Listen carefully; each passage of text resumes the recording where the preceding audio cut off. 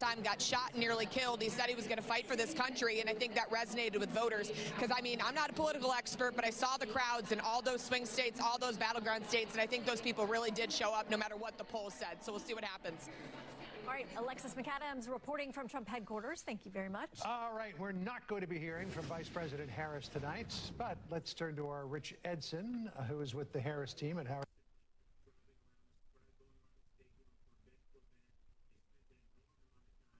Over the last 6 months, we reverse engineered how everyone who won a Two Comma Club award, how they went from startup to an actual. Spending your time here this evening. She'll likely come and address you here tomorrow. But in the meantime, he said those words that you never really want to hear if you're a supporter of a campaign.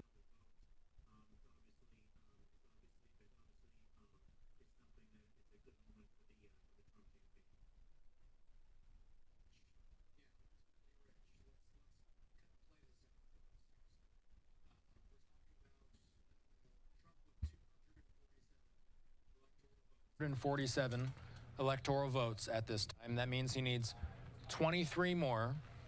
Pennsylvania has 19 electoral votes. Michigan has 15.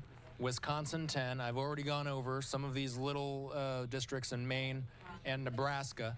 Oh, and it looks like we're actually, this is the first time I'm seeing that we're starting to see some results out of Nevada. Let's pull this up. 75% of the votes being tallied.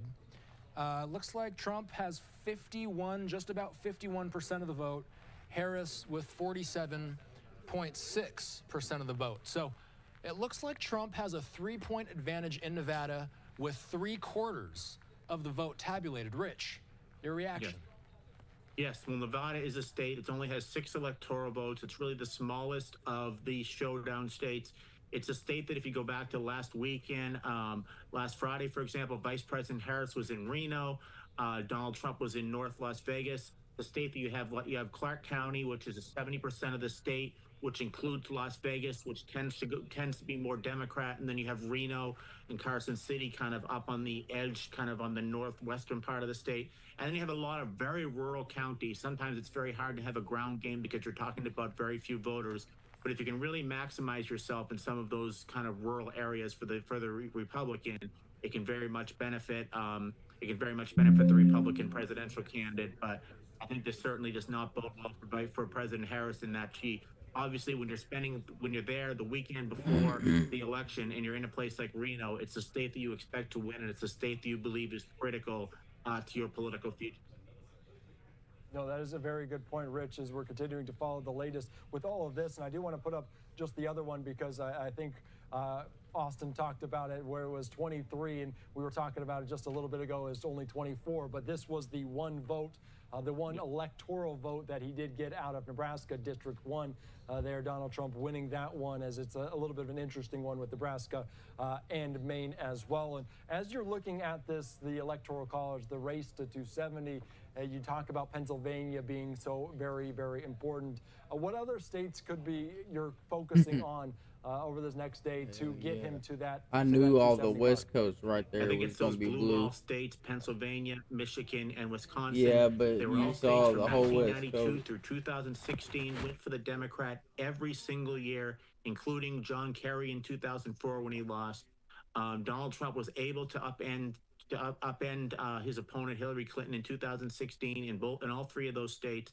It's very hard to see a scenario if he can win.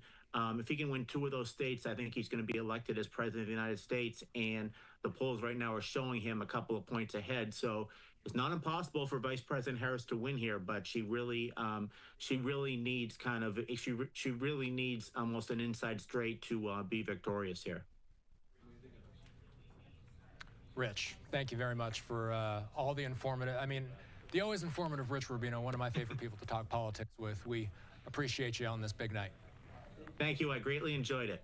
All right. Thank you so much, Rich. We appreciate your time. As always, we'll let you sign off as well as we continue on. But we're going to hear soon enough from the former President Donald Trump coming up here in just a little bit there in West Palm Beach, Florida, Of course, we're following it very closely here on Live Now from Fox, a live picture there inside of this convention hall as well. So he will be soon to take the stage. Let's slide away for a quick 2-minute break. We'll be back after this.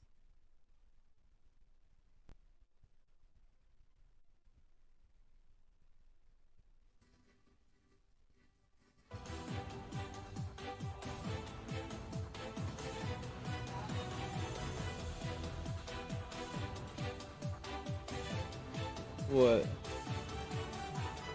I'm about to be. Why? Yeah. Yeah, it's about to be this.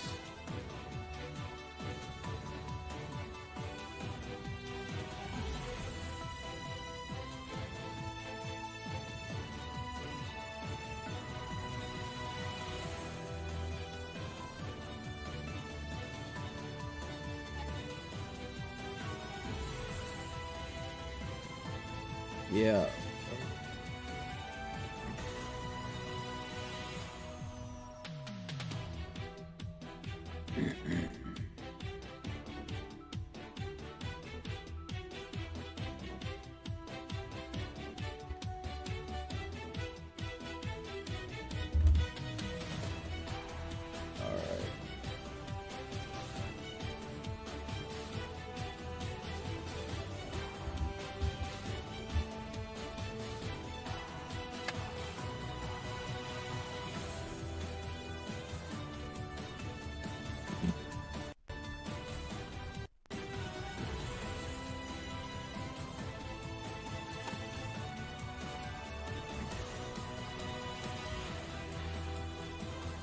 Yeah, and 2 hot pockets.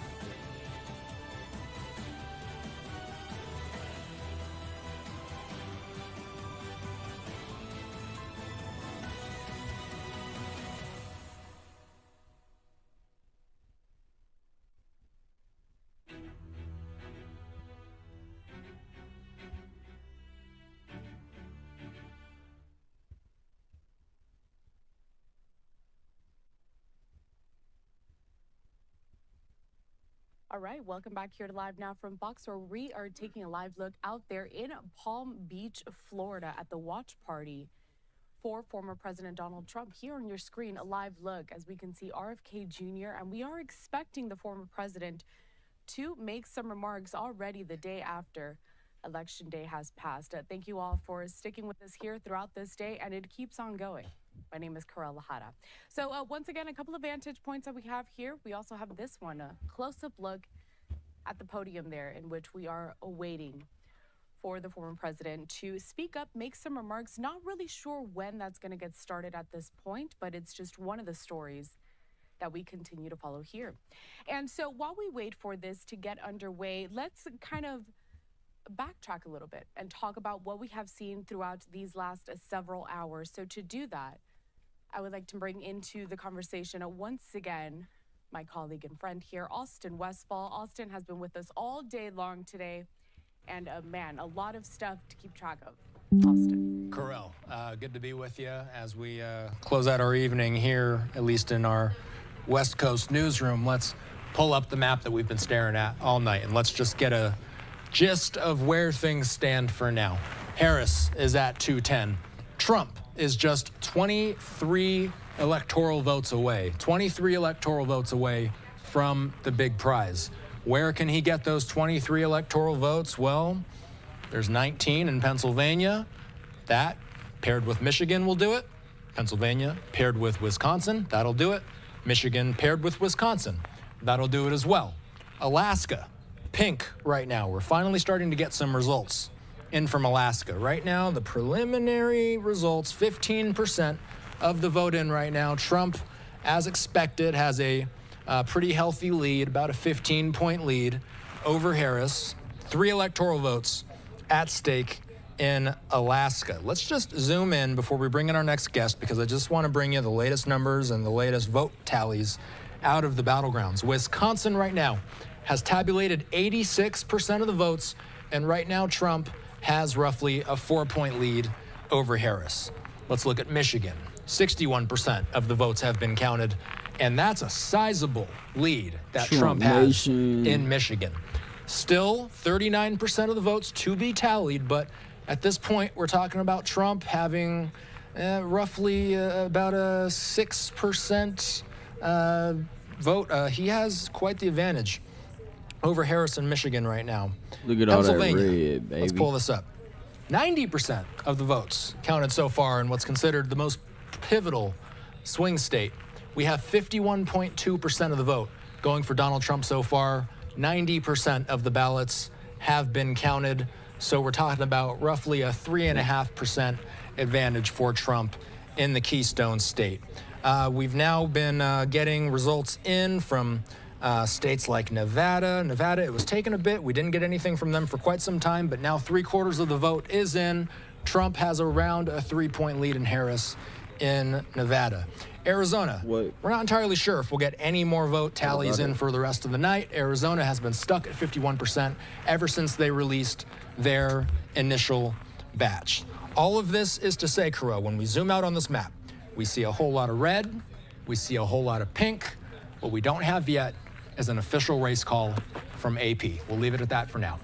All right, Austin, and I know you've been a trooper here, out for hours. So we're going to have to wait and see, like you said, still kind of waiting for more of these results to be confirmed. And we do have this tracker here on our screen. Right now, 247 and 210 for Harris. It's a countdown to 270. Austin Westfall. We'll check in soon. All right, let's continue on here. Of course, as I do want to bring you once again out to this live picture of a podium there in Palm Beach, Florida. As I said before, we are waiting to see if we're going to hear from former President Donald Trump. Right now, that is kind of the news that's going around here. And we do know that a little earlier today, we were informed that Vice President Kamala Harris was not going to be speaking to all of her supporters that came out to see her at Howard University. That was her alma mater there in Washington, D.C. Now, while we wait for this to get underway, let's continue to talk more about these campaign strategies and more specifically why some of these candidates choose to speak and why some of them don't. So to do that, I'd like to bring into the conversation now Casey Myers. He is a professor of public relations at Virginia Tech. Casey, good to see you. I know it's late over there on the East Coast, but first, initial reactions when you hear that Vice President Harris wouldn't be addressing all those people that came out to see her. Well, it's no surprise given what we've seen in the polls and what we've seen in the results. And as the map shows, I mean, the path to victory for Trump is multifaceted. And you look at Harris, I mean, she would have to really pull an upset and so many different states that are leaning Republican and win Pennsylvania, Michigan, Wisconsin. And if she loses one of those, I mean, her path to victory is very limited, right? So one of the things that I think that we're seeing is that she knows these numbers. She may have even more numbers than what we have access to that are demonstrating to her that maybe victory is not in sight. And so it is not atypical for someone to just not address the supporters that night, but then wait for the next day. And we saw that in 2016.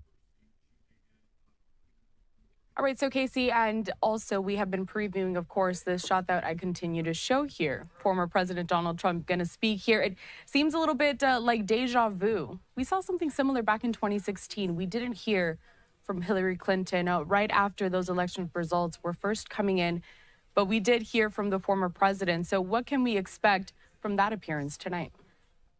Well, I think the big question about that appearance is going to be, what does he say to the supporters? I mean, obviously, it's going to be the things about, thanking them for their support. But is he going to declare victory? Is he going to say that victory's in sight, or we're still waiting to kind of see what the final vote tally is going to be? In all likelihood, the final every vote counted and accounted for is going to happen not tonight. It's going to happen days from now. And so are we waiting on that, or is he going to say, looks like we're headed to a victory now, and it does appear that he is. The question I think now is how, what is each state? How is it going to come down? What is that margin going to be? There's also going to be this question about the popular vote, and we don't know what that is yet. Could there be a Trump winning the popular vote? That's something that's been a kind of a recent development as of tonight. A few days ago, we were looking at polls and other outcomes that kind of didn't account for that. So what I'm looking for from him is to see what he says about his own victory and see what he says about, the states that he is at a head in. Just want to remind our viewers that we continue on with this, a live look there in Palm Beach County as we await for former President Trump. And here joining us still is Casey Myers, Virginia Tech public relations professor. So, Casey, continuing on with this point, because, it really is a question of when, I feel, at this moment, the former president is going to come out here. What kind of, what's the thinking behind this, especially when we see that so many of these people come out? I know that you discussed a little bit about wondering what they're going to say exactly. But how much does it really mean to a campaign, especially because we don't know exactly who is going to be the next president? I mean, is this more positive, more negative? What's that strategy? Well, I would say that there's obviously the signal is positive because he's addressing his supporters tonight. There seems to be from that shot a lot of enthusiasm in the audience. And so I would see that as a net positive. And obviously Harris not addressing her supporters and them going home is a negative. But again, you know, one of the questions that we have right now is he waiting to hear some of these final tallies? It is all likelihood Alaska would go Republican, is traditionally Republican. It looks like from the polls that Pennsylvania is Republican. It was just not been called by anybody yet. Michigan and Wisconsin, I mean, and Nevada are still states that we don't know yet either, but are leaning Republican. So again, I mean, is he waiting for something in terms of an account to come back to the to his headquarters, and then also what is he going to say to the supporters in terms of, you know, his victory? Is this kind of the traditional victory speech? If you remember back in 2016 when he addressed the supporters, it was a victory speech, and again, that's typical of elections, but on the winning side to address the supporters that evening, and you know, with the person that loses the election addressing their supporters maybe that evening or maybe the day after, or as information comes in. But again, in these kind of close elections, you have long election nights. And again, the fact that they're sticking around is a sign that I think that they are pretty optimistic about the outcome. Right. And I think I want to go back to this point that I had made, that back in 2016, we did see something similar with Trump addressing his supporters before Hillary Clinton did. Of course, he did win during that election. What does that say about each of these candidates? Is this something that's distinct to perhaps the Republican versus the Democratic Party, or are we just talking specific on personalities here? I think it's the personality of the candidates, but I also think it's the reality of momentum, right? So Trump clearly has the momentum going into this evening, particularly now. I think there's a lot of excitement around some of the numbers that have come back, and the statistical possibility of a Harris victory, I mean, is diminished tremendously by how you're seeing Trump outperform in some of these areas in Pennsylvania, and particularly doing better than he did in some areas than he did in 2016 even.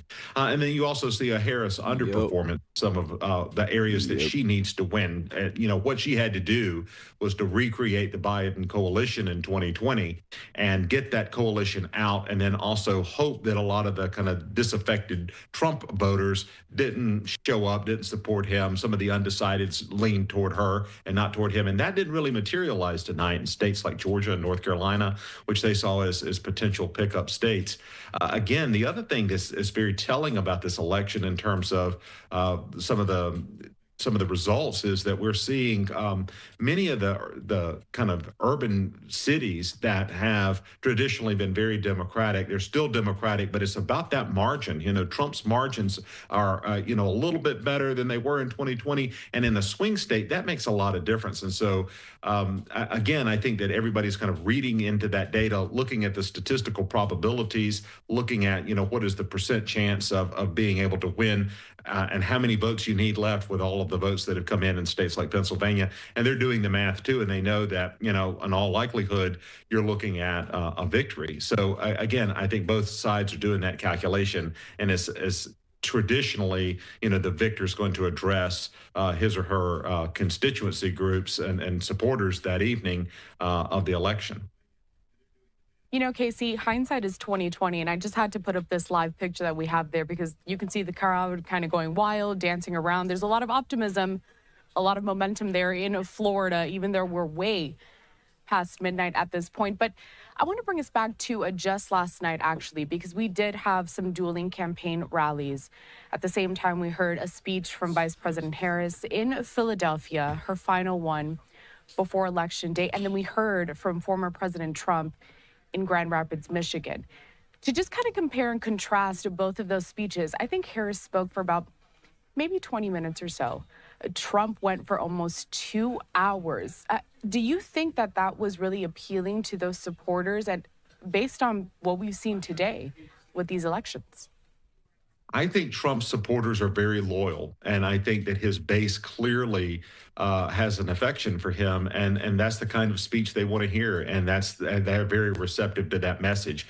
I think Trump really did in the last days of the campaign seize upon a lot of issues. I mean, he took a negative, which was the comedian's joke about garbage, and then used Biden's comment to then reverse that negative momentum for something for himself. And so, again, that's really kind of the momentum going into the end of the campaign. Some of the things that he was doing, I mean, we think about, and there will be a lot of kind of after the fact analysis of what went on into this election and what made him win in some of these states that were really kind of toss-up states. But I think a lot of it has to do with just consistency of message, staying on message, having events, having rallies. It's an unconventional way of campaigning. It's not the traditional going door to door and canvassing. It's also not a campaign that outraised its opponent. So that's been a kind of a narrative that we've seen in a lot of elections where, the person that raises the most money wins. Harris had a campaign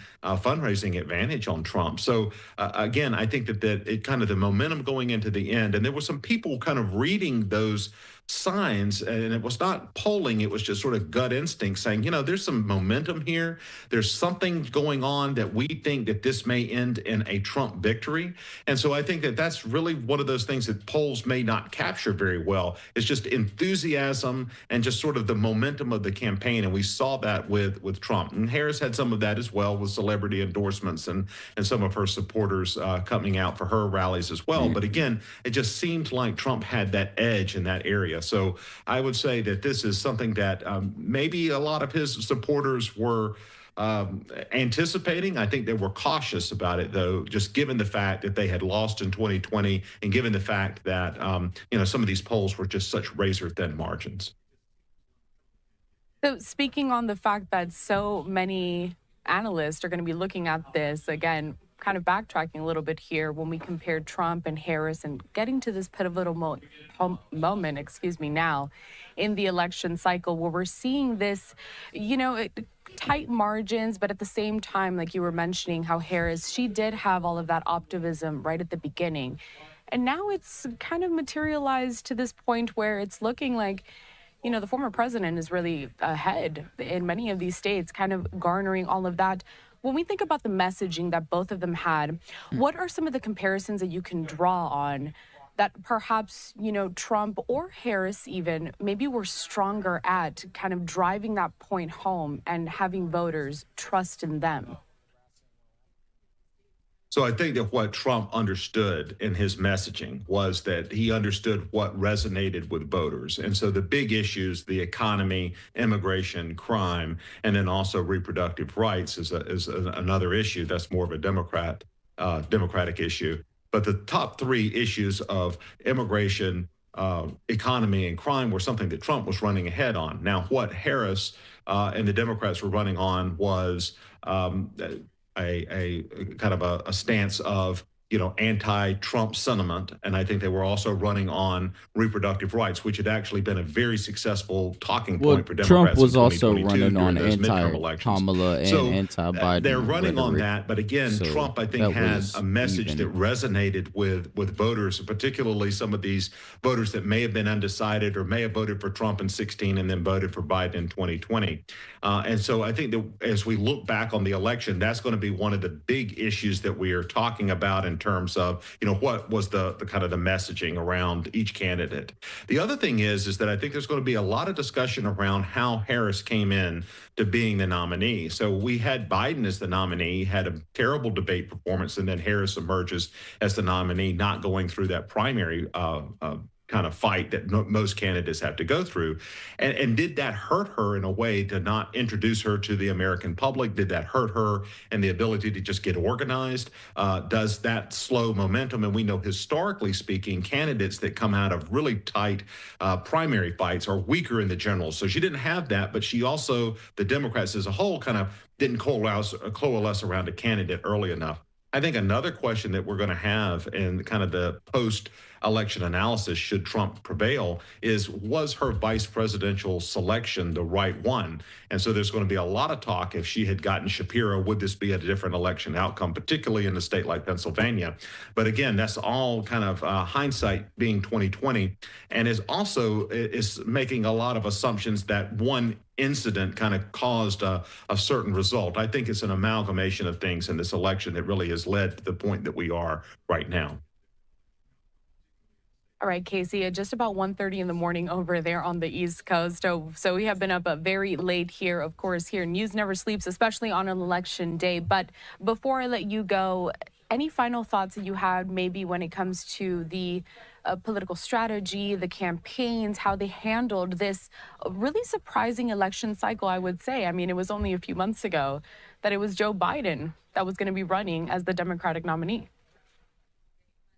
This has probably been the most unusual election in the history of the United States, and I can't overstate that. It's just the events that took place, the way that the campaign has played out. I think maybe even what we're going to see tonight in the campaign results. One of the things that I would look at, though, in this election that's very interesting is we have a lot of down ballot races in the U.S. Senate, the U.S. House, and that is a real kind of interesting dynamic as well. We know that we've had a Republican pickups in several key states, probably maybe more as the night goes on, but it's a Republican majority in the Senate.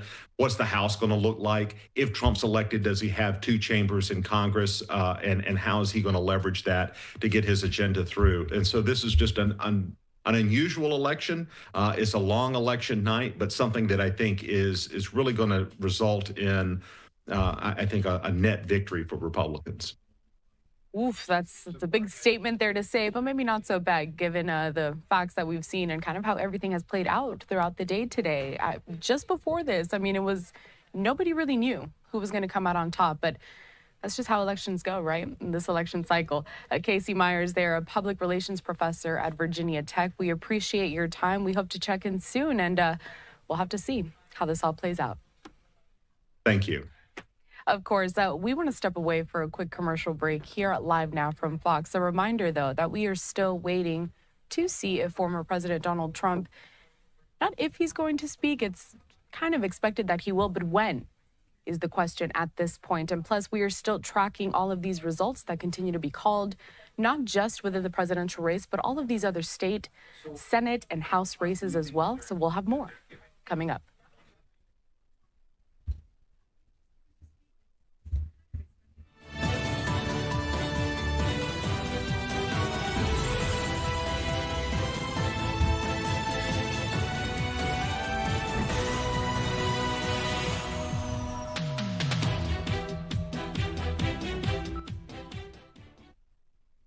MAGA 2024.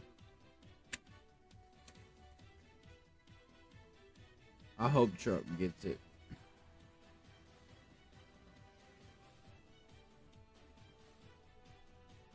You just figured that out. Oh, man.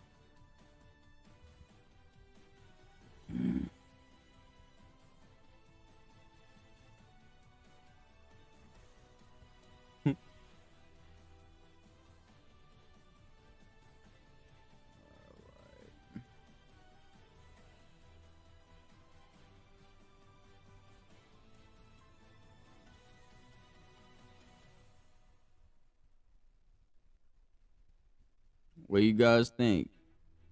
Who's going to take the election? Who's taking it? Kamala or Trump?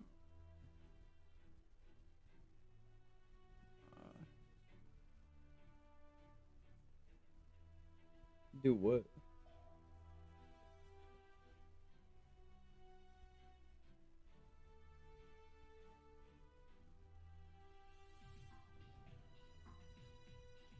There you go. Yep. We're back.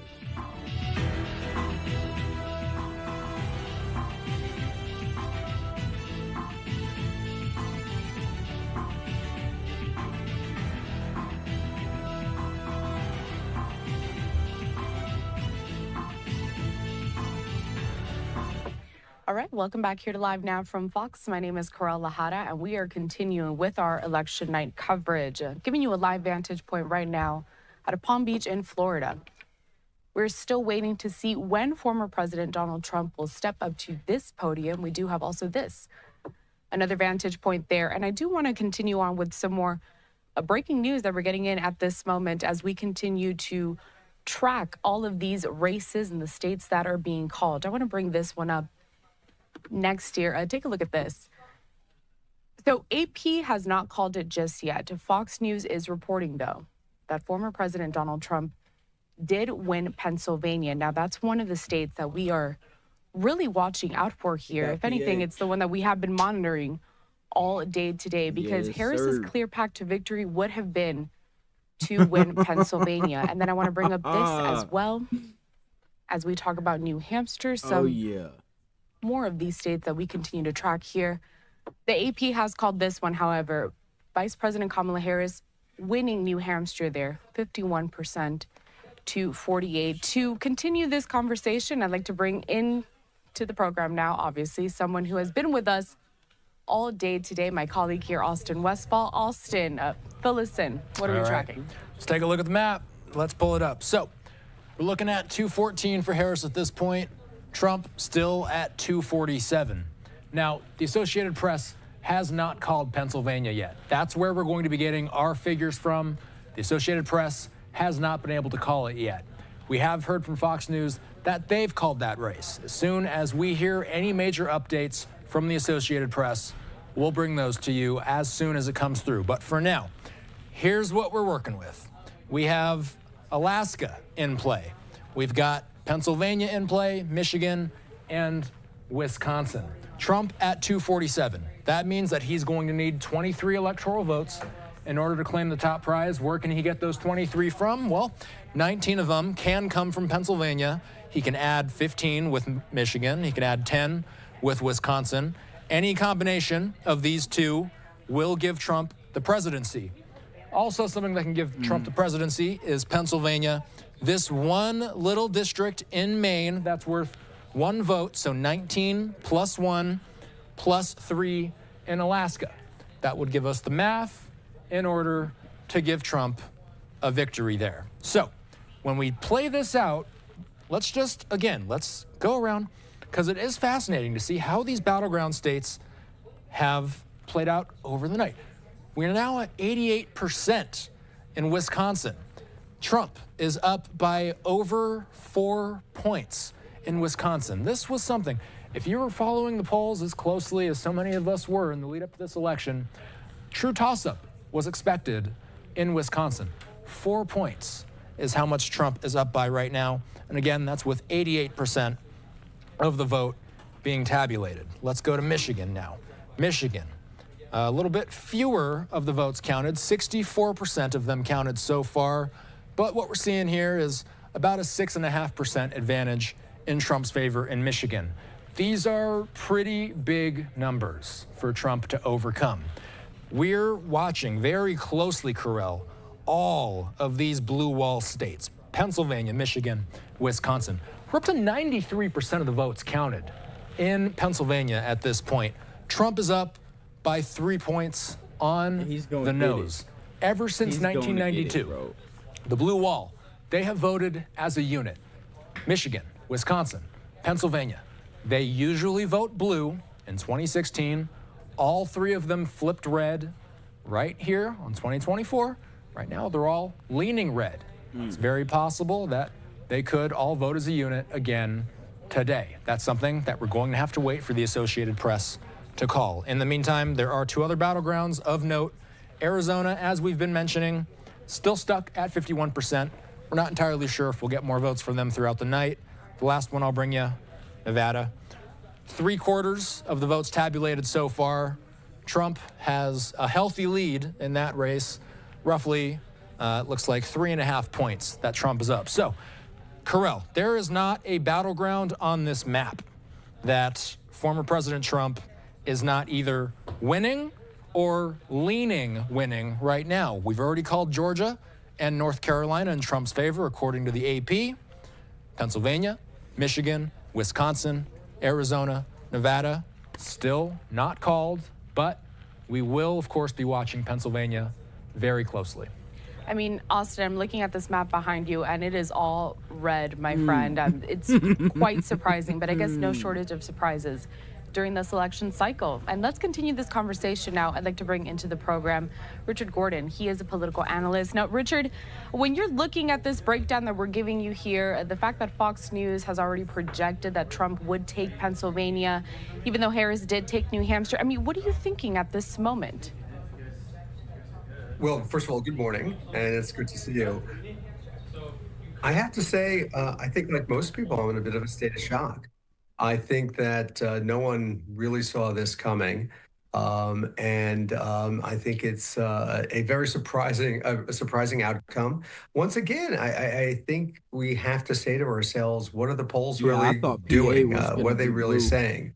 Because they have historically been incapable of polling Donald Trump.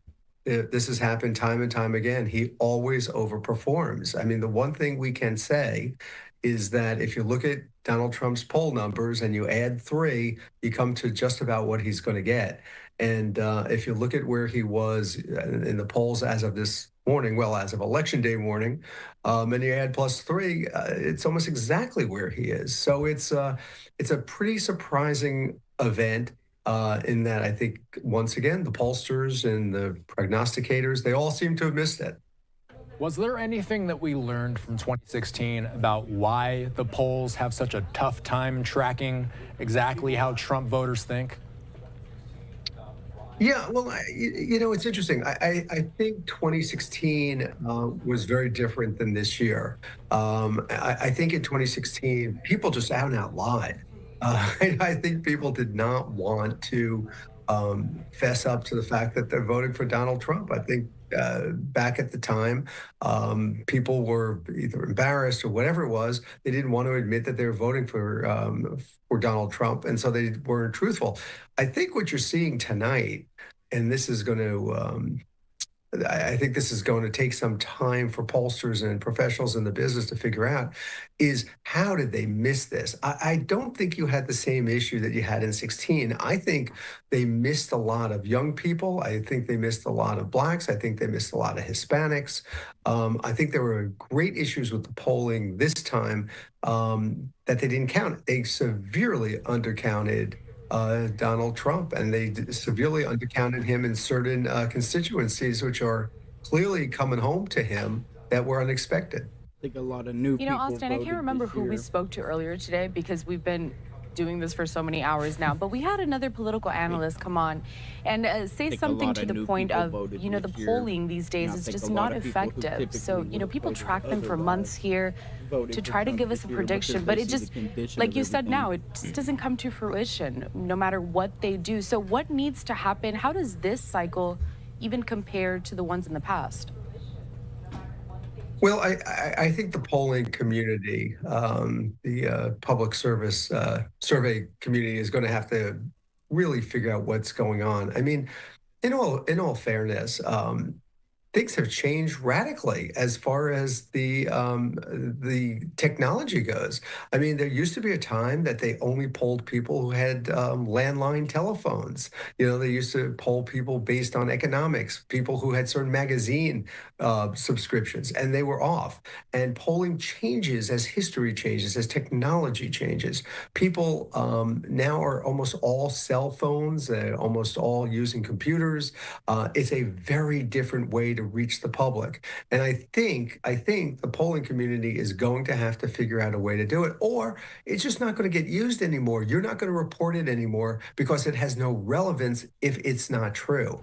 And if you look across the board tonight, not just in the presidential, but in other ways, there have been major changes that they just didn't pick up. So, Richard, question about the blue wall.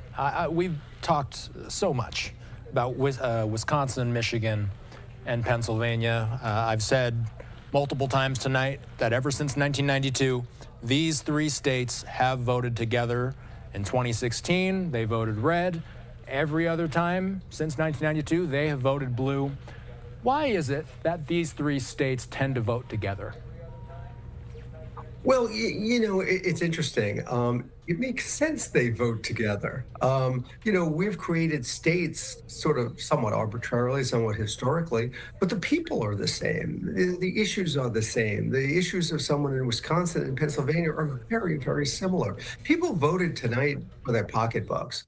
People are really, really fed up with the high cost of things. And that's really what you're seeing out there. And the people in Wisconsin and the people in Pennsylvania are very similar in how they look at these things. So it makes sense they vote together. I mean, if we didn't have these arbitrary state boundaries, there'd be one huge state and, we wouldn't be so surprised. Look, the cities are going to vote a certain way, and we're seeing that tonight. Now, the cities are way under where they were for President Biden 4 years ago. The urban centers are not voting for Harris the same way they voted for Biden. So we're seeing that, but generally the states are very similar. People aren't all that different. You might live in one state or another, but the economies of the three states are very similar. It makes a lot of sense that they would vote the same way. Rich, it's so funny. When I was listening to the answer that you were giving me about the polling, I think it was you this morning that asked a question about polling and why it hasn't been so effective. That just shows how long we've been doing this and how long you've been on here with us, kind of breaking this all down. And to that point, reflecting back on the last few hours and everything that we have seen thus far, what has been maybe the most surprising turn of events for you? Well, by far, we're talking about a landslide. I mean, we're not talking about, this is not what we thought was going to happen. I mean, if you define landslide by, the earth moving, I mean, the earth moved tonight. The earth shook on its axis. Donald Trump is going to be president of the United States. The United States Senate is going to be in Republican hands. Probably the House of Representatives is going to be in Republican hands. The Republicans are going to control the presidency, the Senate, the House, and the courts. This is going to be a very, very unusual time in America as far as Donald Trump is going to get a lot of the things he wants done accomplished. He's going to have the ability to do that by controlling virtually all levers of government. This is a stunning event. No one saw this coming. I mean, most people thought Harris was going to win. Most people thought the Senate would switch, but the House wouldn't. It looks like it's all about to go. I mean, you really have to sit back and go, somewhat in admiration. I mean, Donald Trump was able to do something that no one's been able to do. And it's a little bit stunning. I mean, I think there's no other word for it. I think if people of either party are going to be honest about what happened today, it's stunning. He was able to put together a coalition of people and talk about issues that really mattered to people. And it didn't just win for him. He's carrying the Senate. Look, if things go the way they are at the moment, a lot of senior Democratic senators are going to go. Ohio's been called to the Republican. The Democrats are behind in Wisconsin. They're behind in Montana. And it looks like they're behind in Michigan. So there may be 5 flip seats tonight. This is, you're talking, this is 1980. This is 1994. This doesn't happen all that often. This is a big turn of events tonight. This will change American history. Okay, so Richard, what I'm going to show behind me here right now is our House map. We haven't been checking in on this too often, but I heard you say that it's looking like it might flip or that it might stay Republican, I should say.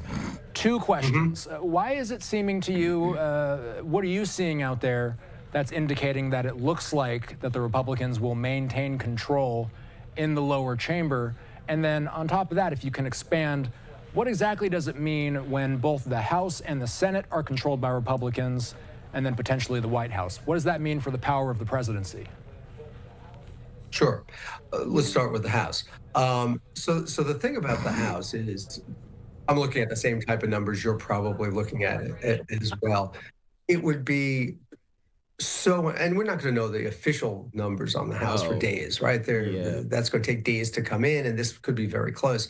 It would be so unusual for the Republicans or whoever it is to sweep the way they are. Look, Donald Trump is going to win, probably going to win the popular vote. That is unheard of. This is a guy who never gets over 46% of the vote. It looks like he is going to win the popular vote. So if you're going to win at the top of the ticket, if you're going to be at the top of the ticket running for president and you win like this and you're winning at the Senate level at unprecedented amounts, it is very, very, very likely that you're going to win the House as well. Now, talking about power, when you have split government, one house holds up the other. Look what the Senate did this year. Look what the House did on the immigration bill, for example. The President Biden put forward a comprehensive immigration bill. The Senate wanted it. Conservatives in the Senate wanted it. They couldn't get it through the House. Well, you're not going to have that anymore. Now, the president is going to propose something. He's got both the House and the Senate. They're going to go with him, and they're going to vote the way they want him to vote. Donald Trump has the opportunity to be one of the most effective presidents, in many, many, many years, because they're going to approve virtually anything he gives them. And that is going to change an awful lot of things. And let's just make one comment about the courts. He has put 3 people on the United States Supreme Court. We don't know how many more people are going to come up in the next 4 years. I already know. This is not about tonight or the next 4 years. This is fundamentally changing American government.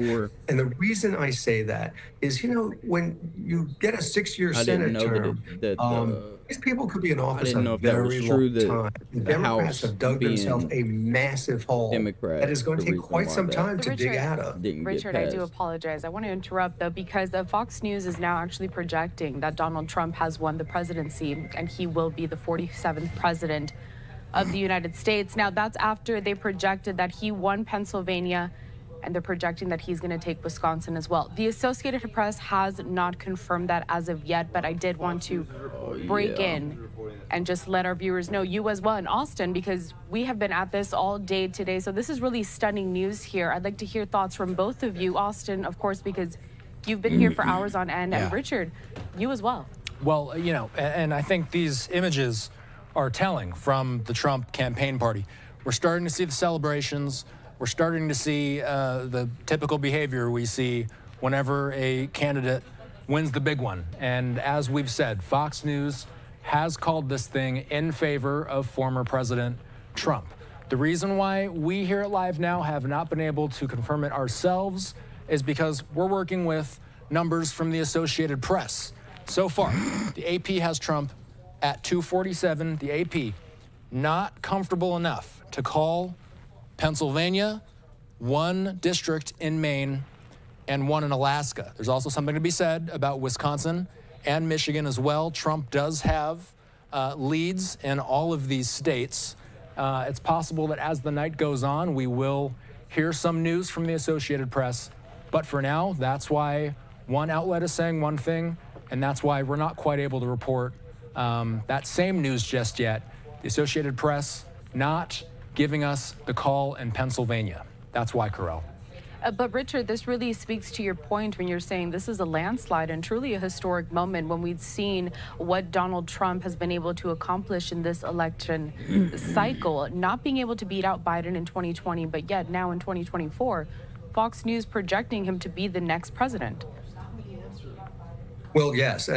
Look, Austin, I think it's a wise thing for people to take their time and before they make these calls, and you have to be confident in the call. I've never seen the advantage of being first. I think the advantage is being right.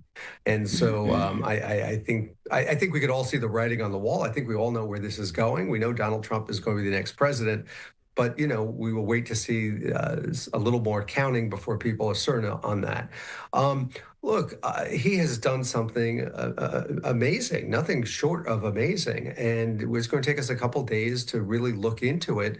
But, the number of black voters who have voted for him in so many different places, the huge number of Hispanic voters who have voted for him is historic. And he deserves credit for that, obviously. But when you look at this, the Democratic Party has really ridden 2 issues all this time. The abortion issue, This which, means if you the look at it, has reconstruction of the failed as a nuclear family referendum in a unit. number of states This tonight, means which was, no more I think everyone would say, transgender extremely bullshit surprising. in sports. So they've written or the abortion public issue, and they've written bathrooms, the no more anti-Donald Trump operations issue. on Well, minors.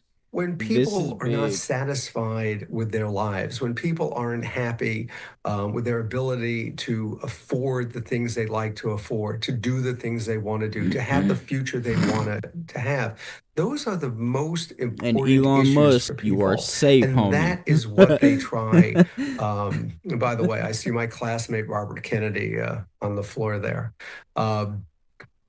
Anyway, when people are trying to live their lives and further their lives, that's how they're going to vote.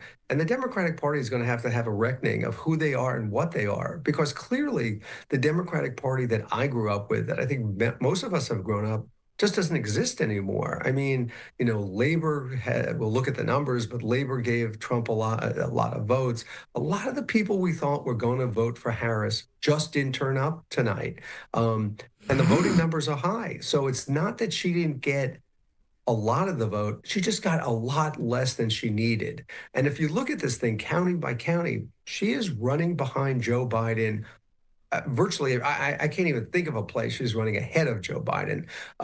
She was running behind him almost everywhere. And, I realized pretty early in the evening when I saw North Carolina, when I started seeing that the governor-elect, Josh Stein, was running way ahead of her, and that, people were splitting their votes.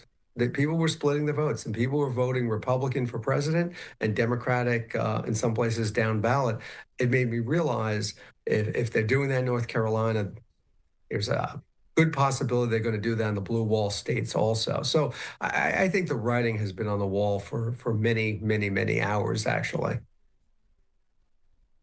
All right, Richard, I want you to stick with us here. I do want to bring up another point here, though, as we are getting some more races that are being called. I'm going to put up a graphic on the screen. A Maine District 2, Trump winning that 54% to Harris's 44%. And then piggybacking off of that last breaking news that we did bring just moments ago here, I do want to put up a tweet from Fox News correspondent Chad Pergram. Fox projects that Donald Trump will become the 47th president of the United States. He is the second president in U.S. history to win non-consecutive terms.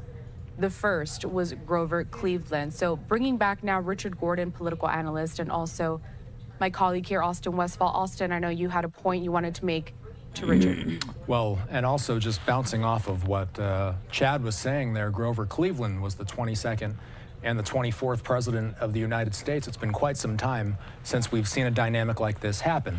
Let's go to the map, because we did just get a race call and we did see the numbers get updated just slightly. Trump has 248 now. That means that he's 22 electoral votes away from the White House, at least from the Associated Press's figures. Where are those votes going to come from eventually? Well, if he gets Pennsylvania and if he gets Alaska, that's a done deal right there. Pennsylvania, let's check in. Let's just see where they're at. 94 now, 94% of the votes counted. Trump has a healthy lead, 3 percentage points, with 94% of the vote tallied. When we go to Alaska, 26. This has been crawling very slowly. 26% of the vote has been tallied in Alaska. But as you can see, Trump is absolutely taking this one. We're talking about a margin of just under 20% that Trump is winning by. So if Trump gets Alaska, if the race gets called in Alaska, and if it gets called in Pennsylvania, that is officially going to give the Associated Press the opportunity to call this one in favor of Trump. So that brings me to my question, and it's about a question. What questions do the Democrats now have to face? How do they move forward after a loss like this? I feel you. Well, I think you go back to square one. I think you start asking yourself, who do we represent and who are we trying to speak to? And how do our policies and our programs speak to those people? Look, I think the Democratic Party has had a serious problem for a number of years in really talking to coastal elites, talking to people in New York and California, and having a party that doesn't understand the needs of everyday people. And it's shocking for a party that has been built to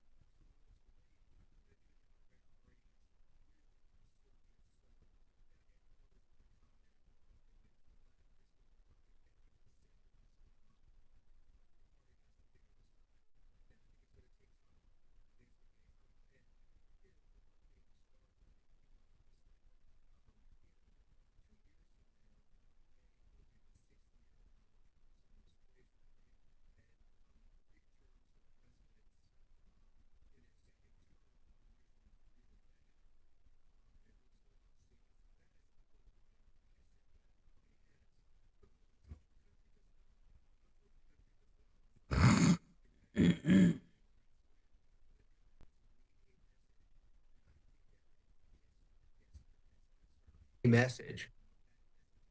Desperate search of what that message is going to be.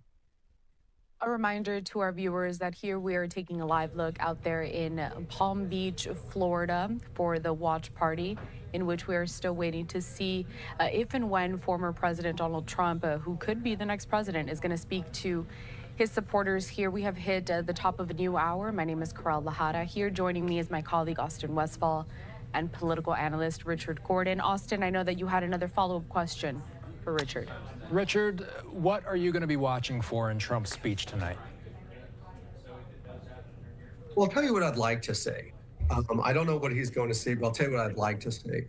I would like to see him put away the anger, put away the hurt, put away the victimization that has characterized him as a candidate and as a person for all these years. I would like to see him give a speech where he reaches out to all the American people and starts building the country back again, uniting the country. And, you know, if you listen to like the first 15, 20 minutes of his acceptance speech at the Republican convention, that's where he was.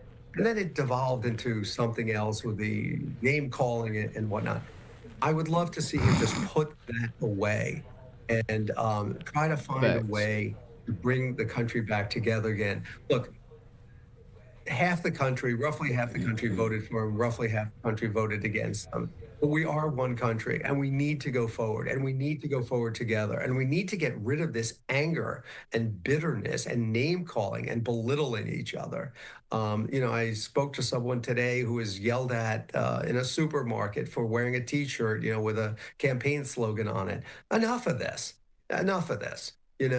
And both sides need to start talking together. We are one country. Let's move forward together. I am very hopeful that the president-elect is able to do that. I mean, the guy you just showed on your TV with the garbage, thing, it's not funny. I mean, this stuff just isn't funny. This isn't a game show. This isn't reality TV. We didn't just kick someone off the island. This is America. This is real. And Donald Trump has an opportunity today, starting at this minute, to become the person that the country needs, which is a unifier, a person who isn't bitter, isn't angry, isn't name calling, isn't belittling. That's who he needs to be. That's what I'd like to see him do in the speech. And, if he does that, if he starts that, and if that's what his administration is about, he will be enormously successful. He has a mandate now. He's going to have control of the levers of government. He can do virtually anything he wants to do. And I hope and pray that he does it for the good of the American people, and he really does it for all the American people, not just the people who voted for him, not just people who are part of his movement, but people who didn't vote for him, but who want the same thing. We all want the same thing. We want a better life for ourselves, for our family. We want a better life for our country. Donald Trump can do that. Has to start now, and he can't do the things he's done in the past. I think we saw him do it at the convention. I'd like to see him start that right now.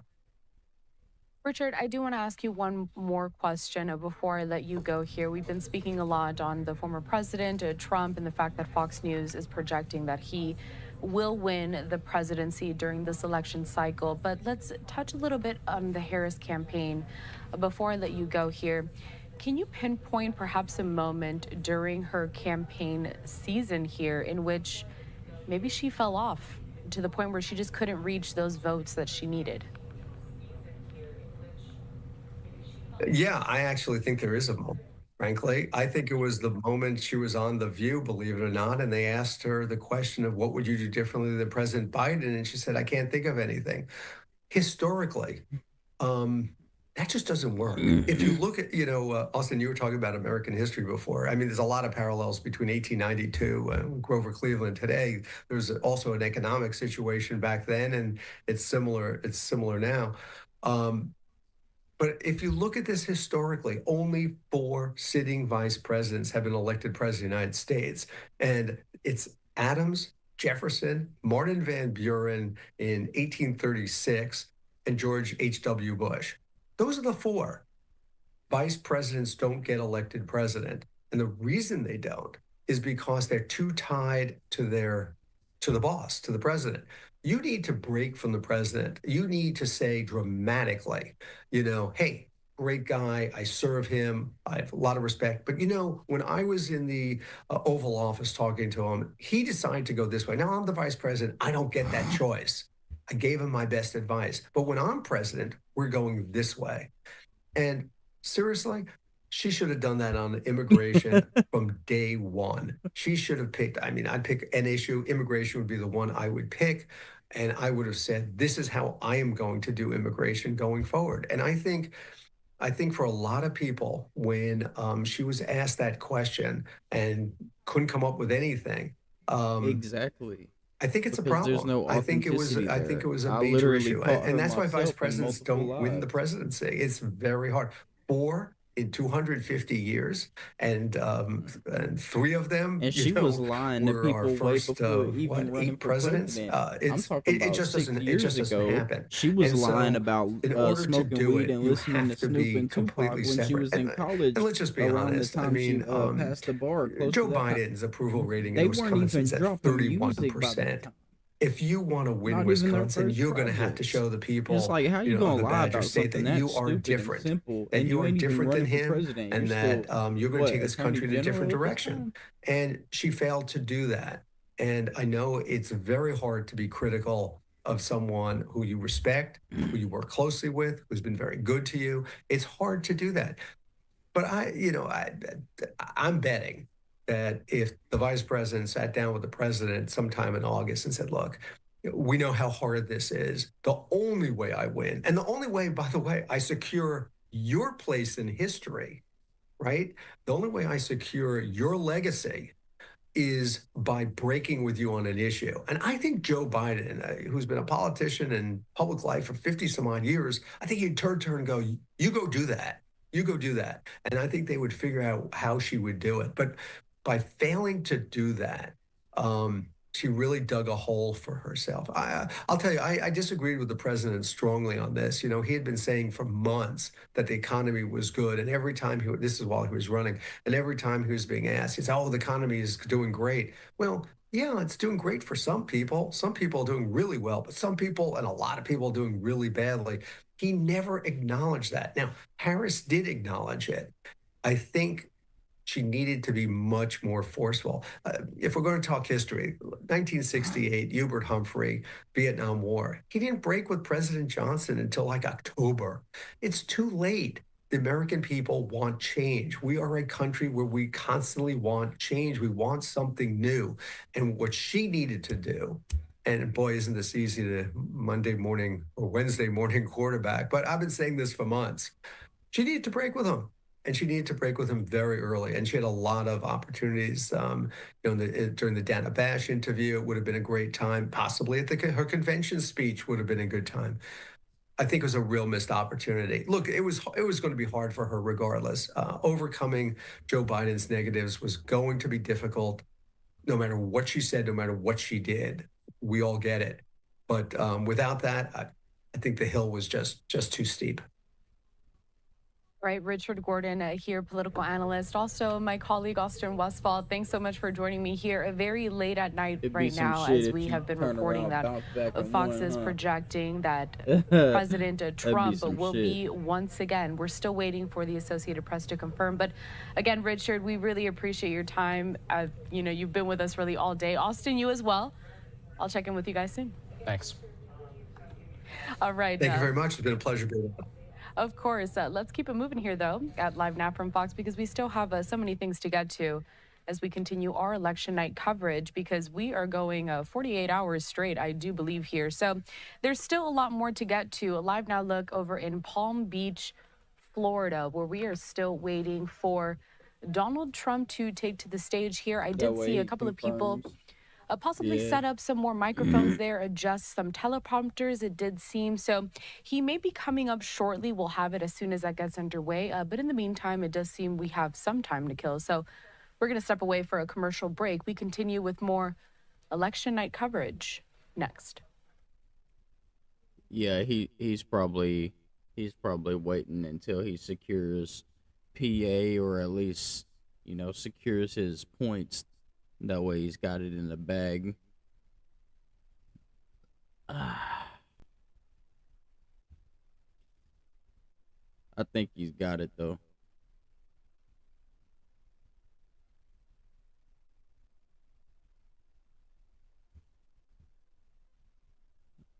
Mm-hmm.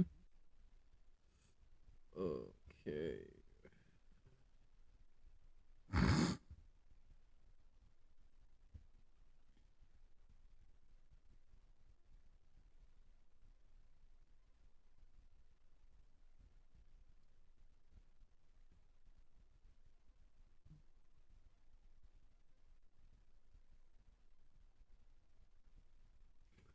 Tristan Tate posted a tweet on X and said, if I wake up tomorrow morning and all the states are blue, somebody cheated.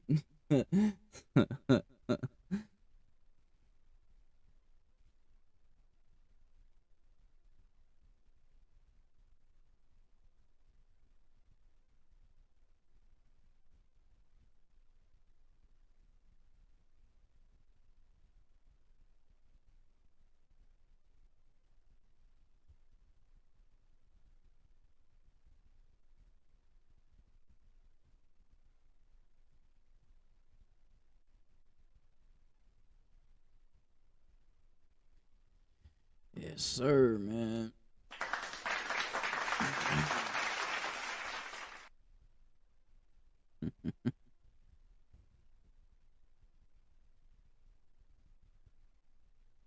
Three,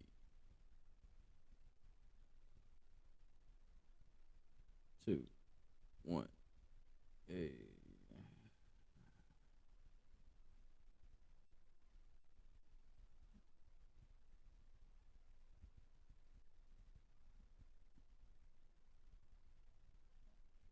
Uh-huh.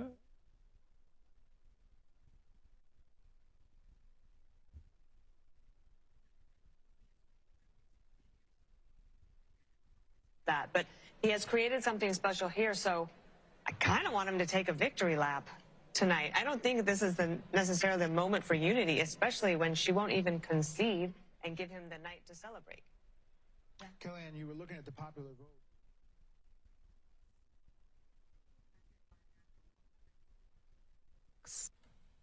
Welcome back here to Live Now from Fox. We are taking a live look out there in Palm Beach, where we are still waiting to see if former President Donald Trump is going to take to the stage. And at this point, it's a question of when. We have a few vantage points here. We can see here on the live camera the governor of South Dakota, Doug Burgum, there, and he's also joined by Vivek Ramaswamy, who was once a GOP candidate himself, but of course he has been supporting the former president thus far during the remainder of that election cycle. I do want to bring up a tweet here once again, also from Fox News correspondent Chad Pergram. As we did bring you this news, we're still waiting for the Associated Press to confirm, but Chad says this: Fox projects that Donald Trump will become the 47th president of the United States. He's the second president in U.S. history to win non-consecutive terms. The first was Grover Cleveland. I do want to go back to that live look, though, because we do see people stepping up there to the microphone, presumably to test the audio ahead of the former president. It's just one of the live looks that we have here that we are continuing to monitor for you, so we will bring it to you as soon as that does get underway. But in the meantime, let's continue on with some more of this political analysis at what has turned out to be quite a historic and a surprising election cycle, at least some would say. So I'd like to bring to the program now Frank Luntz. He is a pollster and communications strategist. So Frank, good to see you, and thanks for joining us here very early in the morning, already on the day after Election Day, at least on the East Coast. But give me your initial thoughts here. So much has happened throughout the last several hours, and you being a pollster, I mean, a lot of people are kind of questioning the polls that we have been receiving throughout these last several weeks. No, they should. Look at that Iowa poll. It's something that I raised over the last few days. If that poll was correct, Harris was headed to a landslide victory. But it wasn't correct. And think how much time was spent on that Des Moines Register survey. How much column inches in newspapers, how much time on cable news programs, and it was dead wrong. It was off by well beyond the margin of error. I think the industry looks really awful this morning, and that once again, they got the Trump vote wrong, and the industry really has a black eye, but it's more than that. When you think of how the attacks on Trump were so significant day after day, week after week, month after month, and yet he's returned. It shows you that there's an anger in America, that there's a resentment in America, and the public is it's asking for change. But I remind viewers that the popular vote, which Trump may win, the popular vote is still roughly 50-50. The Electoral College, Trump is going to win, but it's still not overwhelming. The Senate, the Republicans are going to win, but probably by 52-48 and maybe even 53-47. I'm watching Wisconsin right now. And the House is still too close to call. What this tells us is that the American people are agitated, the American people are fed up and frustrated, and that it's going to be up to a Republican president and a Republican Senate to bring back that sense of confidence in the future, of a belief that tomorrow is going to be better than today. Trump is going to have another chance at governing.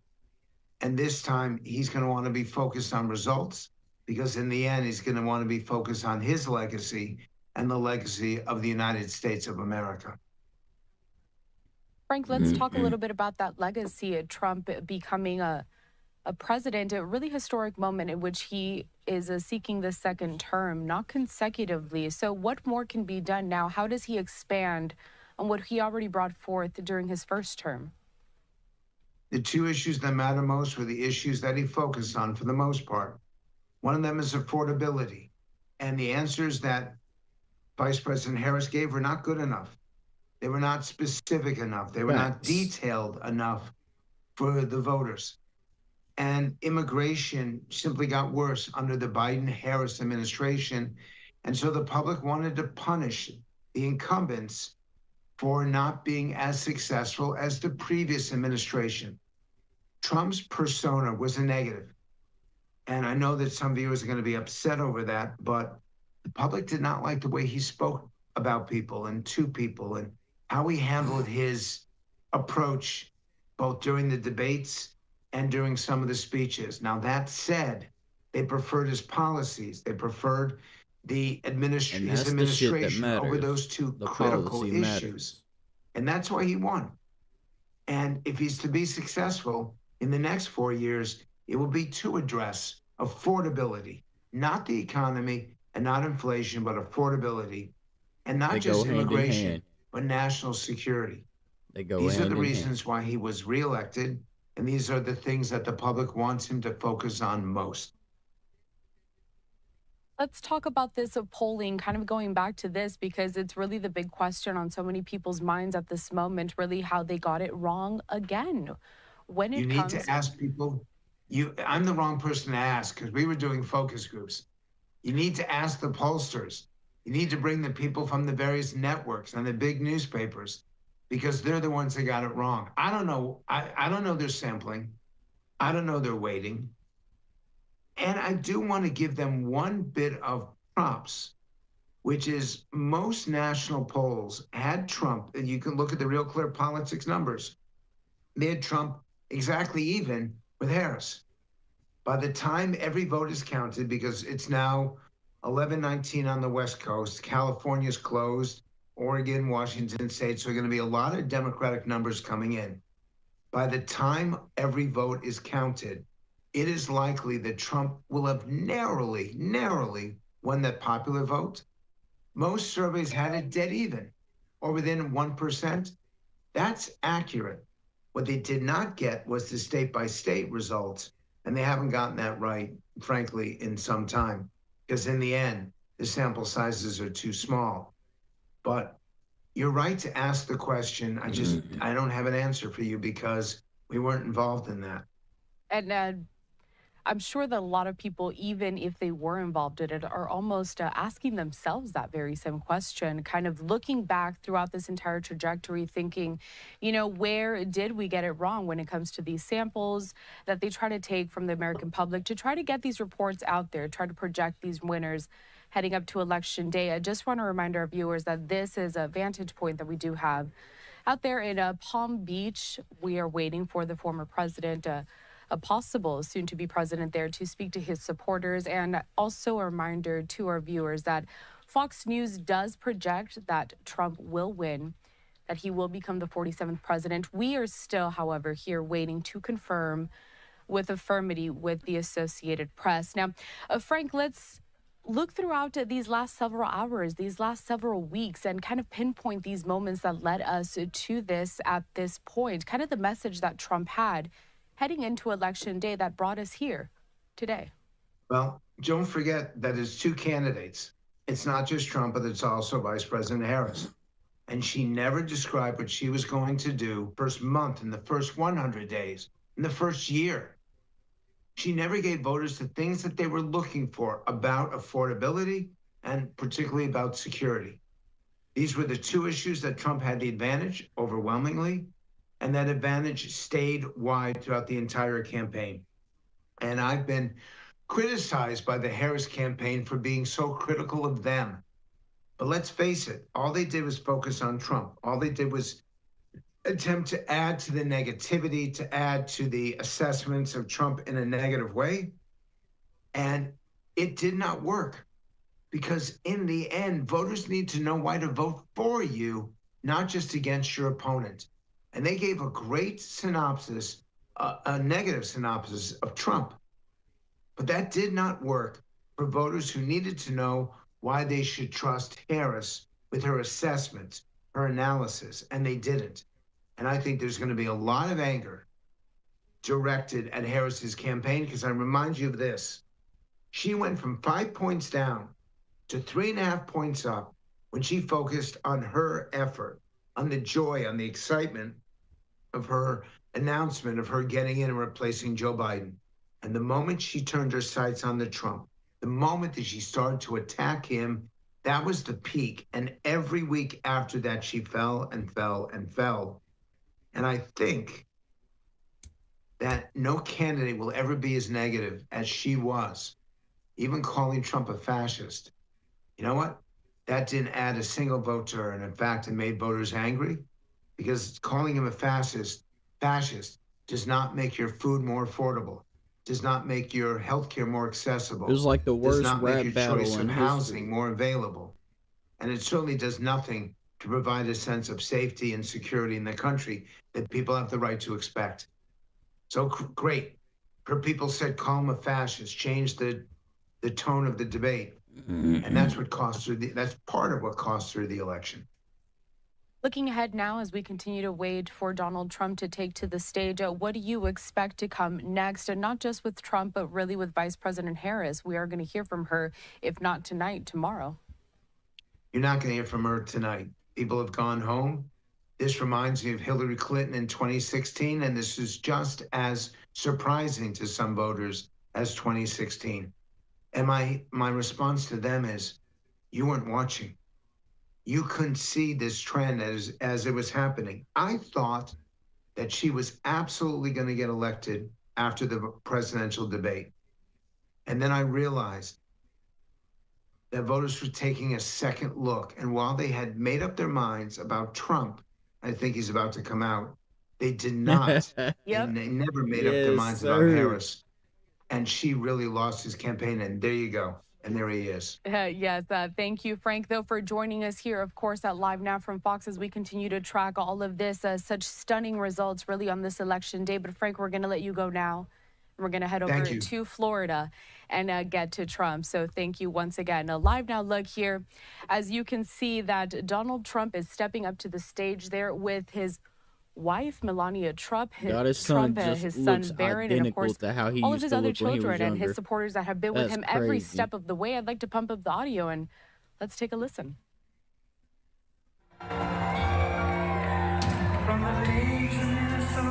Yes.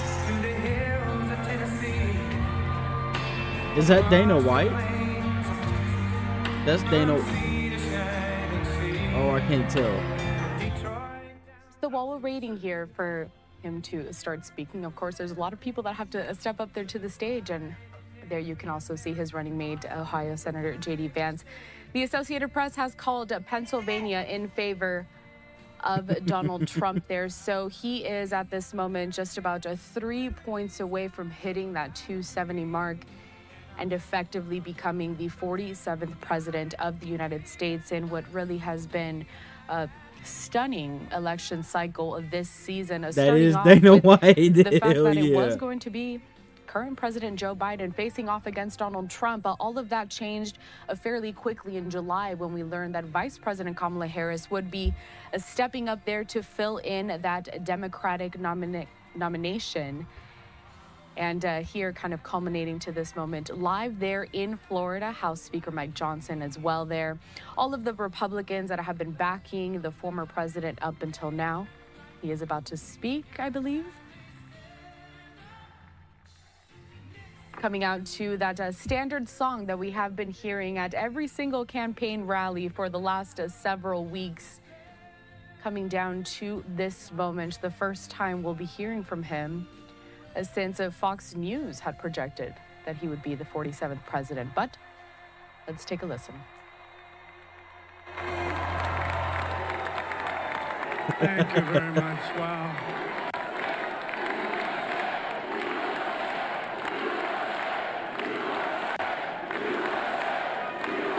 Well, I want to thank you all very much. This is great. These are our friends. We have thousands of friends on this incredible movement.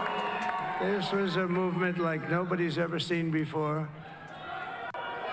And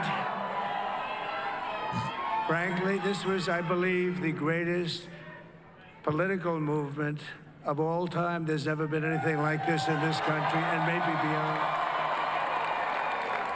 And now it's going to reach a new level of importance because we're going to help our country heal. We're going to help our country heal. We have a country that needs help, and it needs help very badly.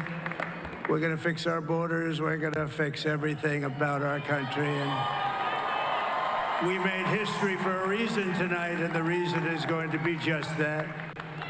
We overcame obstacles that nobody thought possible, and it is now clear that we've achieved the most incredible political thing. Look what happened. Is this crazy?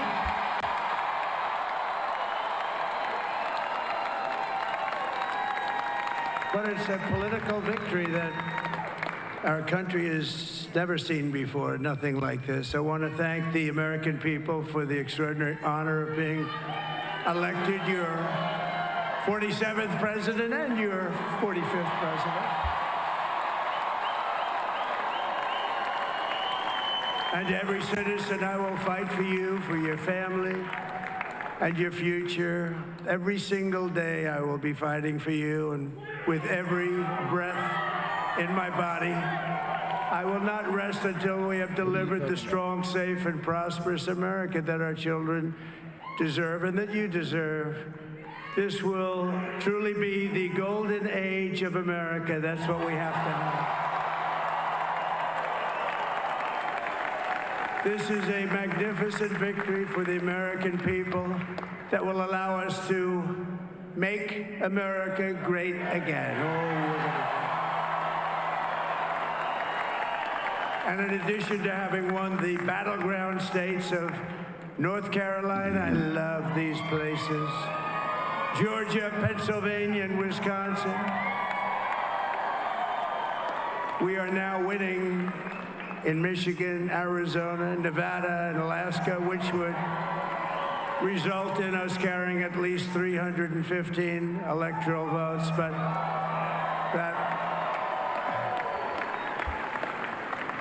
But it's much easier doing what the networks did or whoever called it, because there was no other path. There was no other path to victory. We also have won the popular vote. That was great. Very proud of that. I'd love to be there right now.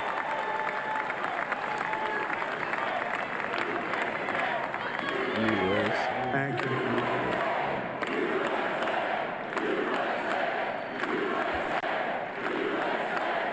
Thank you very much. Thank you. And, winning the popular vote was very nice, I will tell you. It's a great feeling of love. We have a great feeling of love in this very large room with unbelievable people standing by my side. These people have been incredible. They've made the journey with me, and we're going to make you very happy. We're going to make you very proud of your vote. I hope that you're going to be looking back someday and say that was one of the truly important moments of my life when I voted for this group of people beyond the president, this group of great people.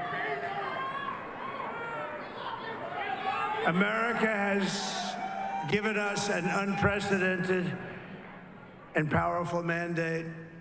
We have taken back control of the Senate. Wow, that's good.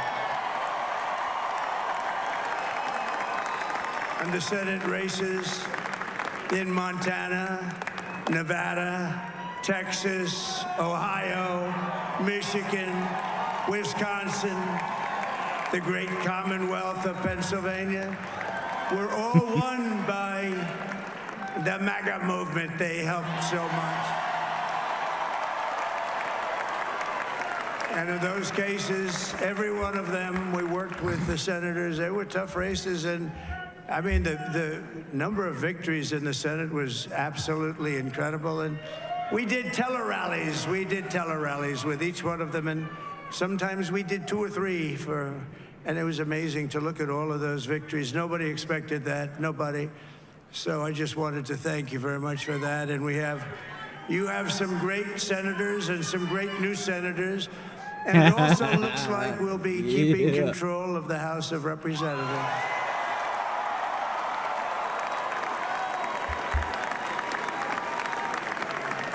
And I want to thank Mike Johnson. I think he's doing a terrific job. Terrific job. I want to also thank my beautiful wife, Melania, First Lady.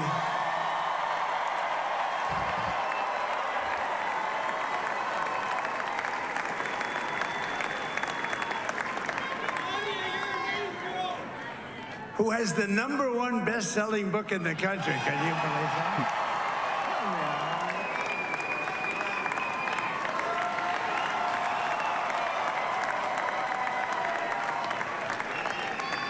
Oh, no, she's done a great job, works very hard to help people. So I just want to thank her. But I want to thank my whole family, my amazing children, and they are amazing children. Now, we all think our children are amazing. Everybody here thinks their children are amazing, but that's a good thing when you think they are. But Don, Eric, Ivanka, Tiffany, Barron, Laura, Jared, Kimberly, Michael, thank you all. What a help. What a great help.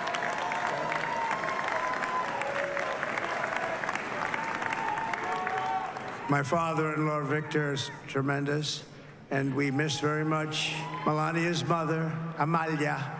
We miss Amalia, don't we, huh? She would be very happy right now, standing on this stage. She'd be so proud.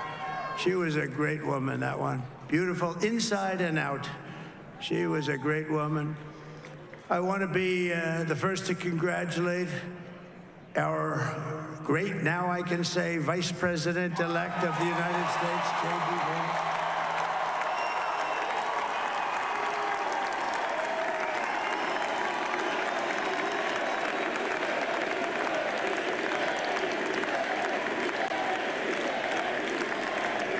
And his absolutely remarkable and beautiful wife, Usha Vance. And he's a feisty guy, isn't he? You know, I've said, go into the enemy camp. And you know, the enemy camp is certain networks. And a lot of people don't like to, sir, do I have to do that? He just goes, okay.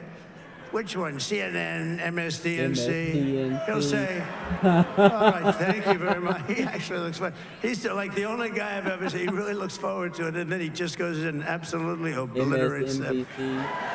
PNC, Democratic National. Say a couple of words. Yeah, if that's what he just said, bro. Wow.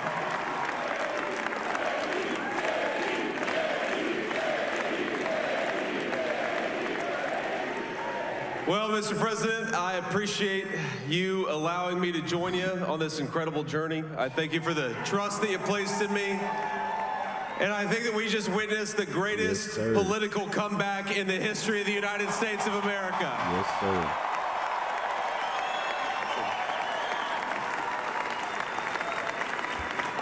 And under President Trump's leadership, we're never going to stop fighting for you, for your dreams, for the future of your children. And after the greatest political comeback in American history, we're going to lead the greatest economic comeback in American history under Donald Trump's leadership.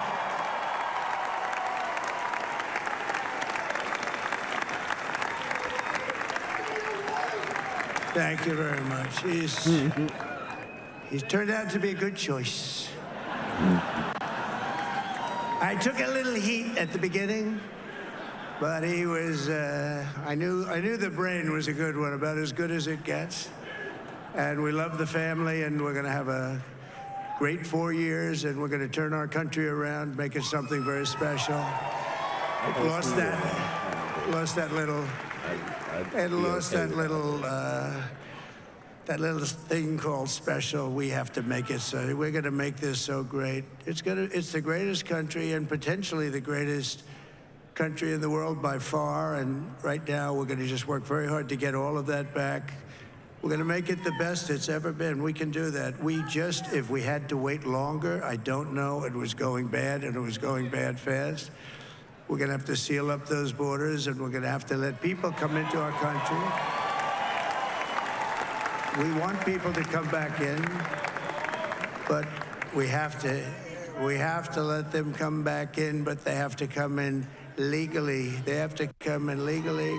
Let me also express my tremendous appreciation for Susie and Chris, the job you did. Susie, come here. Come here, Susie. Chris, come here, Chris. Susie likes to stay sort of in the back, let me tell you. The Ice Maiden, we call her the Ice Maiden. Come here, Chris. Come here, Chris. Susie likes to stay in the background. She's not in the background. Come here, say something.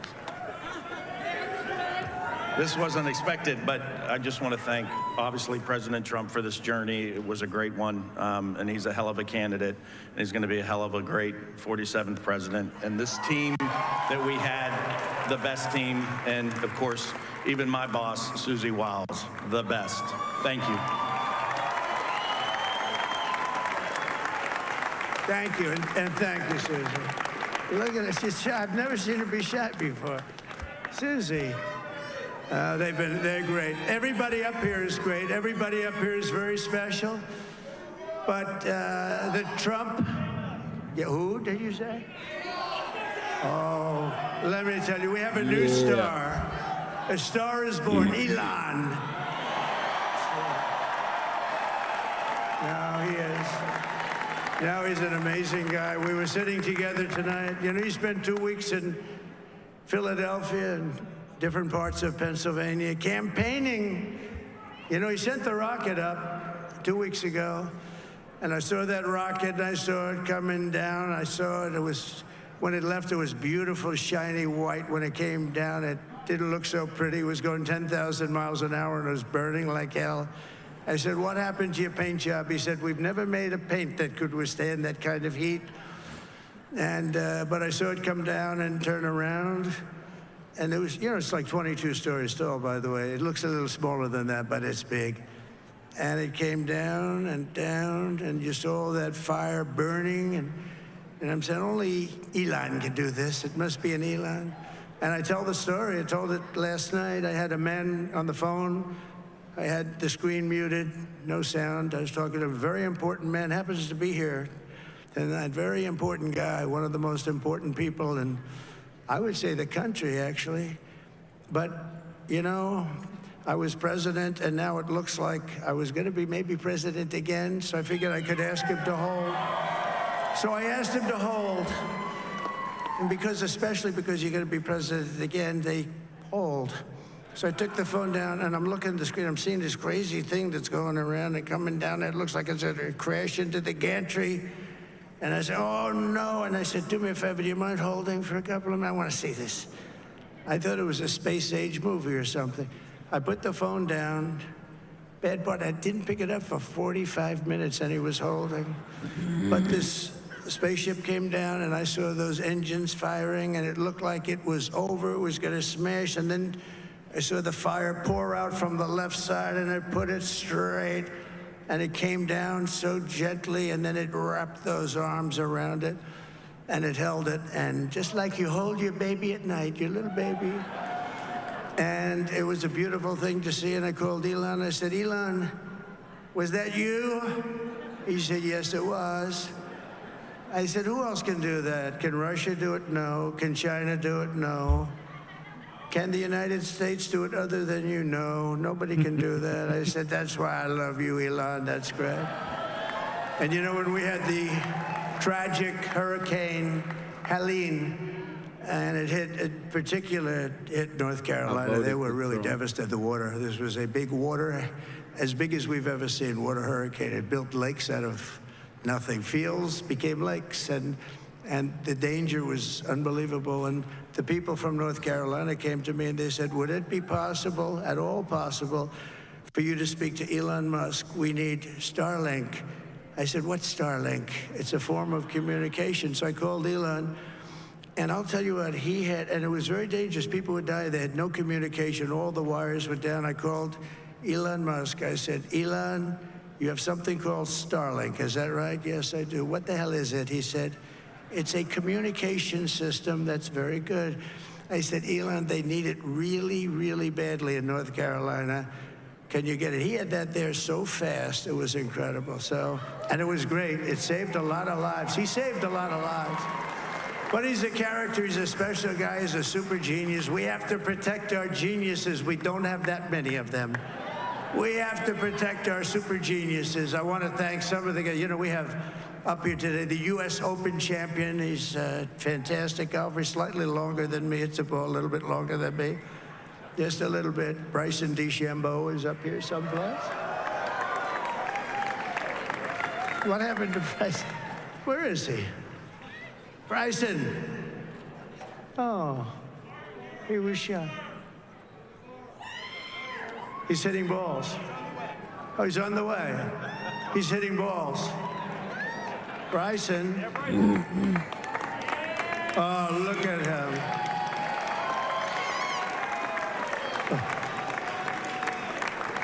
He's got a great career going. Great U.S. Open, Bryson. That's a fantastic job. And we also have a man, Dana White, who has done some job. He's a tough guy.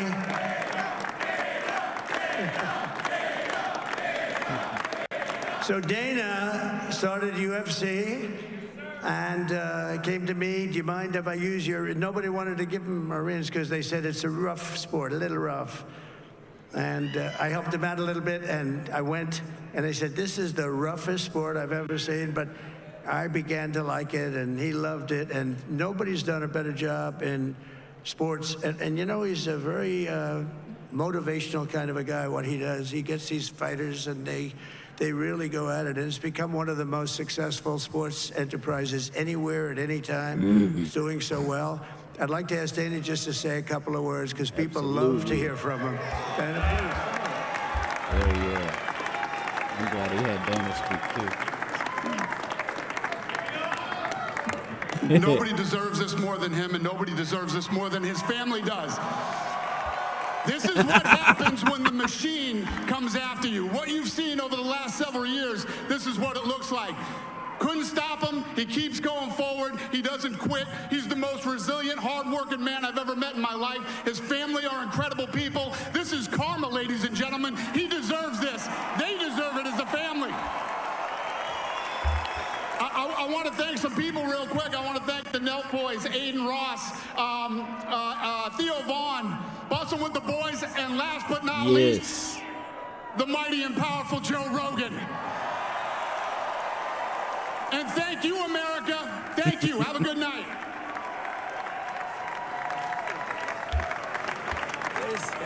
That is a piece of work.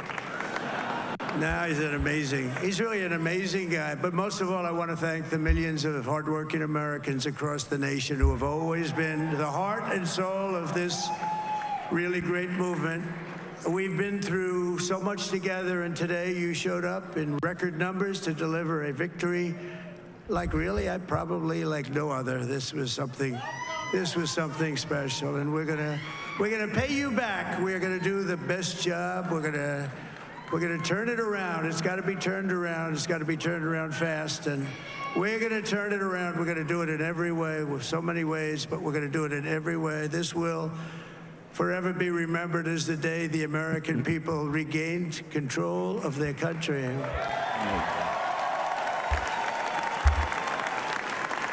So I just want to say that on behalf of this great group of people, these are hard-working people. These are fantastic people, and we can add a few names like Robert F. Kennedy Jr. He came in.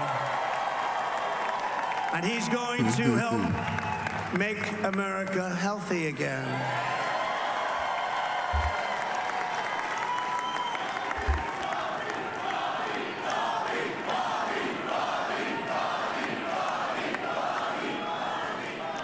Now, he's a great guy, and he really means it. He wants to do some things, and we're going to let him go to it. I just said, but, Bobby, leave the oil to me. We have more liquid gold, oil and gas. We have more liquid gold than any country in the world, more than Saudi Arabia. We have more than Russia. Bobby, stay away from the liquid gold. Other than that, go have a good time, Bobby. We're going to be paying down debt. We're going to be reducing taxes. We can do things that nobody else can do. Nobody else is going to be able to do it. China doesn't have what we have. Nobody has what we have. But we have the greatest people also. Maybe that's the most important thing. This campaign has been so historic in so many ways. We've built the biggest, the broadest, the most unified coalition. They've never seen anything like it in all of American history. They've never seen it. Young and old, men and women, rural and urban. And we had them all helping us tonight. When you think, I mean, I was looking at it, I was watching it. They had some great analysis of the people that voted for us. Nobody's ever seen anything like that. They came from all corners, union, non-union, African American, Hispanic American, Asian American, Arab American, Muslim American. We had everybody, and it was beautiful. It was a historic realignment. Precisely. Uniting citizens of all backgrounds around a common core of common sense. You know, we're the party of common sense. We want to have borders. We want to have security. We want to have things be good, safe. We want great education. We want a strong and powerful military, and ideally we don't have to use it. You know, we had no wars. 4 years we had no wars, except we defeated ISIS. We defeated ISIS in record time. But we had no wars. They said, he will start a war. I'm not going to start a war. I'm going to stop wars. But this is also a massive victory for democracy and for freedom. Together, we're going to unlock America's glorious destiny, and we're going to achieve the most incredible future for our people. Yesterday, as I stood at my last stop on the campaign trail, I'll never be doing a rally again. Can you believe it? I think we've done 900 rallies approximately from them. Can you imagine? That's a lot.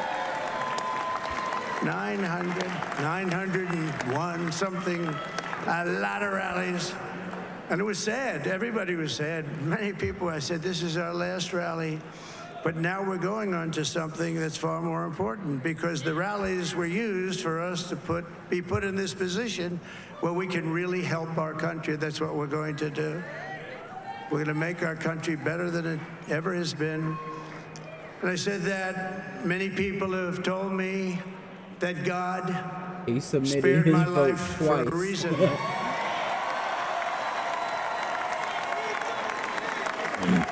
And that reason was to save our country and to restore America to greatness.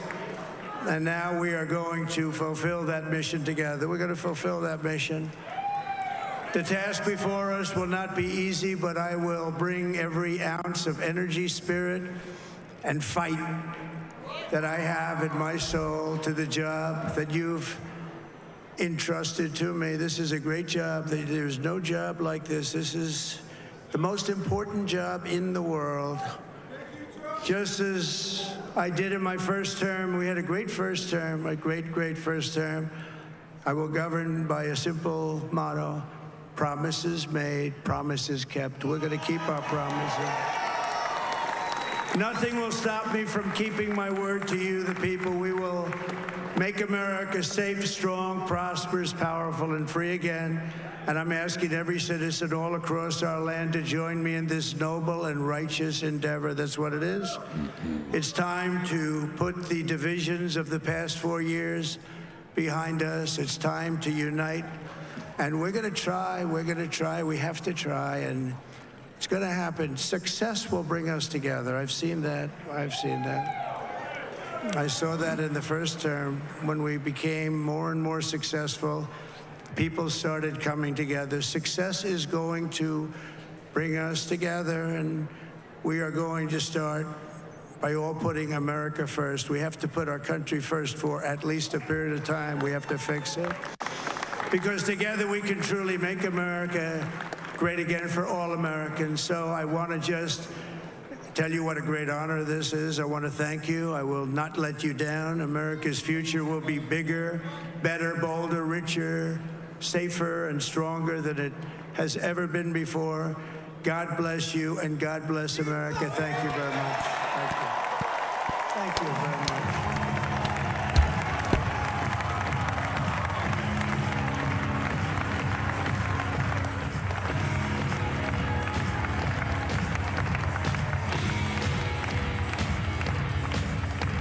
I knew he was gonna do his little dance, boy. All right, we just listened there to Donald Trump speaking to his supporters in West Palm Beach, Florida, addressing quite a large crowd there that has been waiting for quite some time. He was joined on stage by so many of his family members, his wife, Melania Trump, and also his vice presidential pick, his running mate, Senator J.D. Vance. It has been a long day here at Live Now from Fox as we have continuously tracked all of these election results up to this moment. Now, just a reminder to all of our viewers that Fox News did project that Donald Trump would be the 47th president. However, we are still waiting to confirm that with the Associated Press. We do rely on them for anything that they call. Trump at this moment has 267 of the 270 electoral votes needed to win the White House. He is leading in Michigan and Wisconsin, where his two clearest paths to victory rely on Harris not winning enough of the outstanding votes in Wayne and Milwaukee counties. The AP is still waiting on the next update from both locations to determine whether Harris has any path to overtake Trump in either state. We're going to use this opportunity to step away for a quick commercial break. We continue with our election coverage. I want to see that map. Next.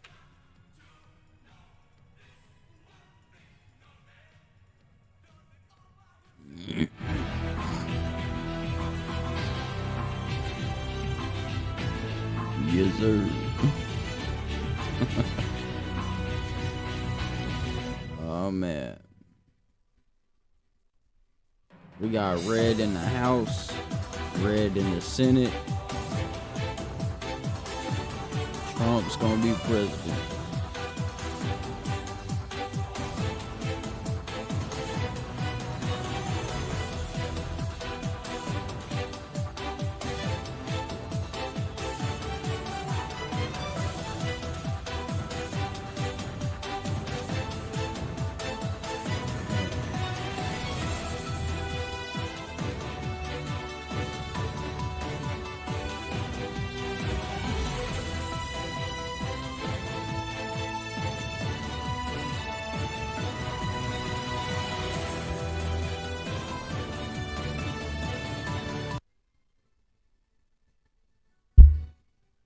There it is.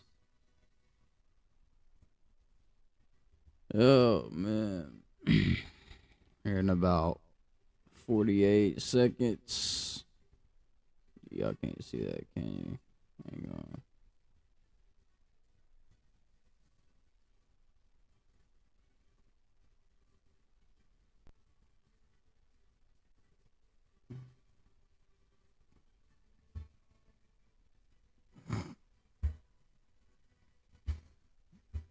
Who voted for Trump and who voted for Kamala? Drop who y'all voted for in the comments.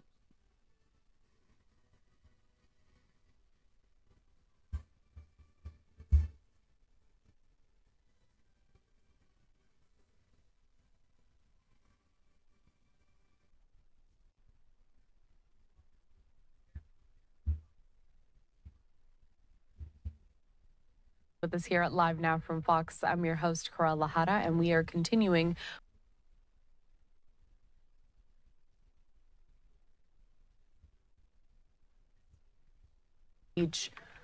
Florida from Donald Trump speaking to a lot of his supporters there, as we did also bring you the news that Fox News is projecting that Trump will be the 47th president. However, still waiting for the Associated Press to confirm that. I do want to bring up this graphic as well, because we are still kind of receiving more of these votes even late into the evening here on the West Coast, just about to hit midnight. Over on the East Coast, we are already in the next day on Wednesday. But take a look at this. In Minnesota, 10 electoral votes going to Harris there with 52% of the total there. Trump at 46%. That is confirmed by the Associated Press. But let's break down all of these numbers that we know thus far, everything that's happened throughout the last several hours coming up to this moment.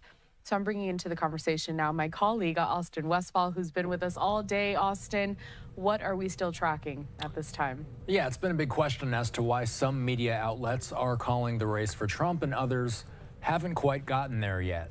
That's because we here at Live Now from Fox, we rely on the Associated Press decision desk in order to make these calls. So let's pull up our map and let's look at what we're working with from the AP. Right now, they've got Trump 3 votes shy of the magic number. All of the indicators are pointing to the fact that Trump will eventually pull this one out. We're looking at Michigan. Right now, 77% of the votes counted, roughly 7 points Trump is leading by in Michigan. Wisconsin, another battleground state. How are they looking? 91% of the votes have been counted so far. 91% in Wisconsin. Trump looks like he's got a 4-point advantage in Wisconsin. So it's looking like we very well could be looking at Trump performing better than expected in just about every single battleground that we've been talking about so much these past few weeks. Arizona, we expect more results will come in tomorrow. It's been stuck around 50% for quite some time. That one's a little bit even. It looks like Trump's got like a 1.5-point advantage right now.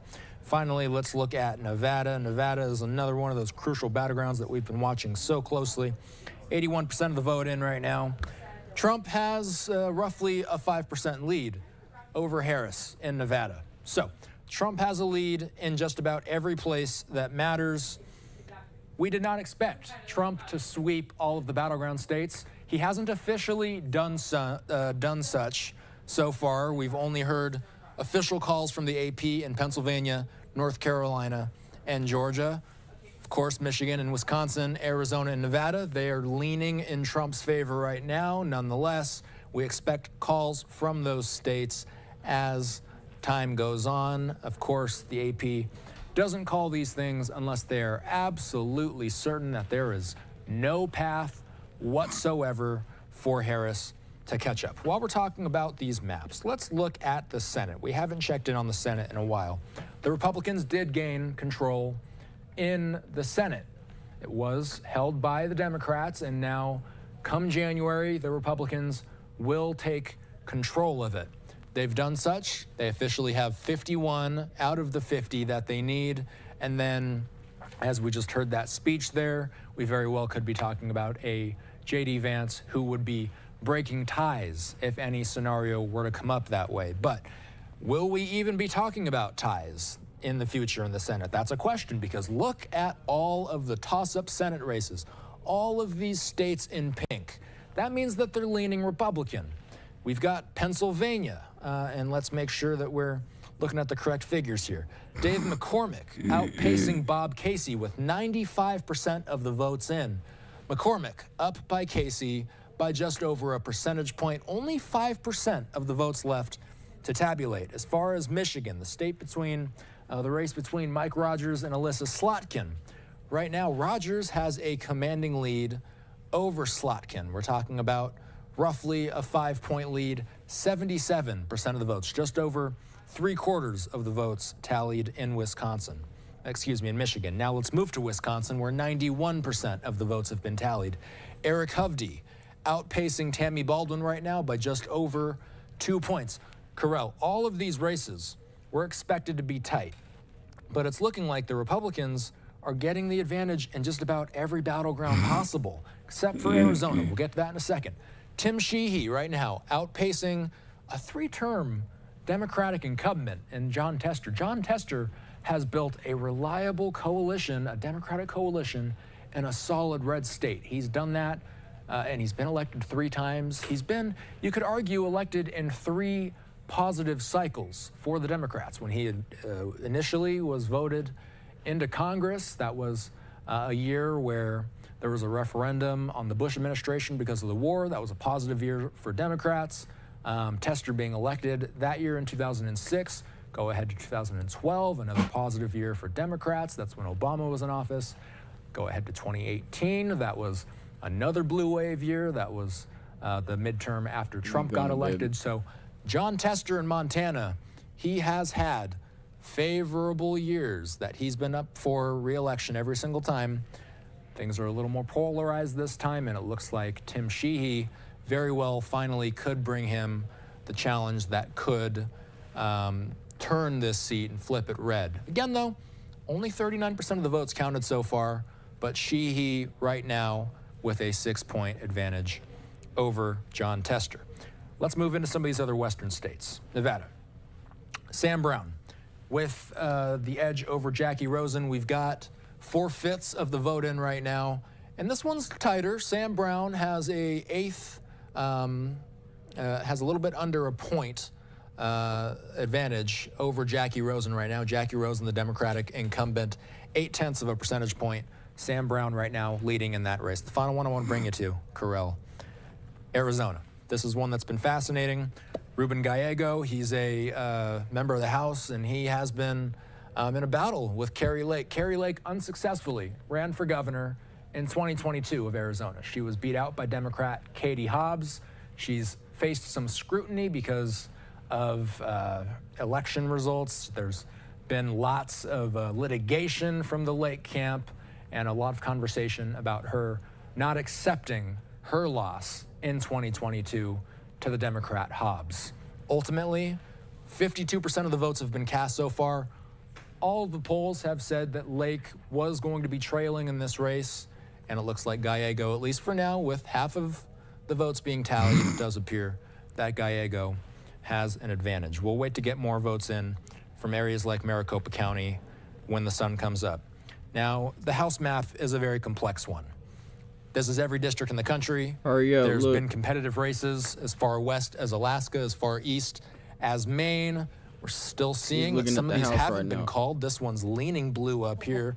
Alaska's at-large district, leaning red at the moment, but there's also a number of races in California's Central Valley. There's a few in Southern California that are going to be competitive. It's very possible, Carell, that it could take time for those results to come in.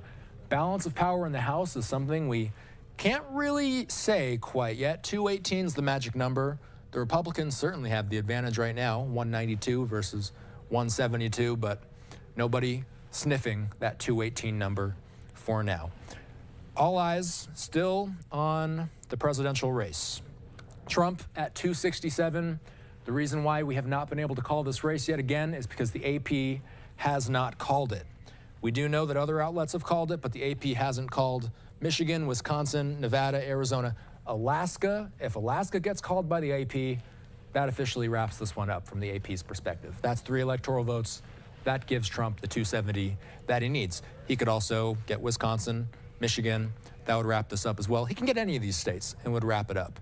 The only state I'm not expecting to get results from tonight, Carell, would be Arizona. So we'll leave it at that for now. Let you know if there's any major changes to the map as the night progresses. All right, so still a lot that we're waiting for here. Election coverage continues. I want to bring us out a live look at the White House there because, of course, the presidential contest has been really the big talker all throughout this evening and this day heading into already the next day after elections. To continue on this conversation, I'd like to bring onto the program now Christina Bellantani, the Media Center Director at USC School for Communication and Journalism. Christina, thanks for joining us. A very late night, a lot to get to, a lot to discuss. Now, you just heard a really thorough wrap up there of some of the races that we have been watching all day across the country, not just when it comes to the president. But let's start by just asking you if there's anything that really caught you by surprise during this election cycle.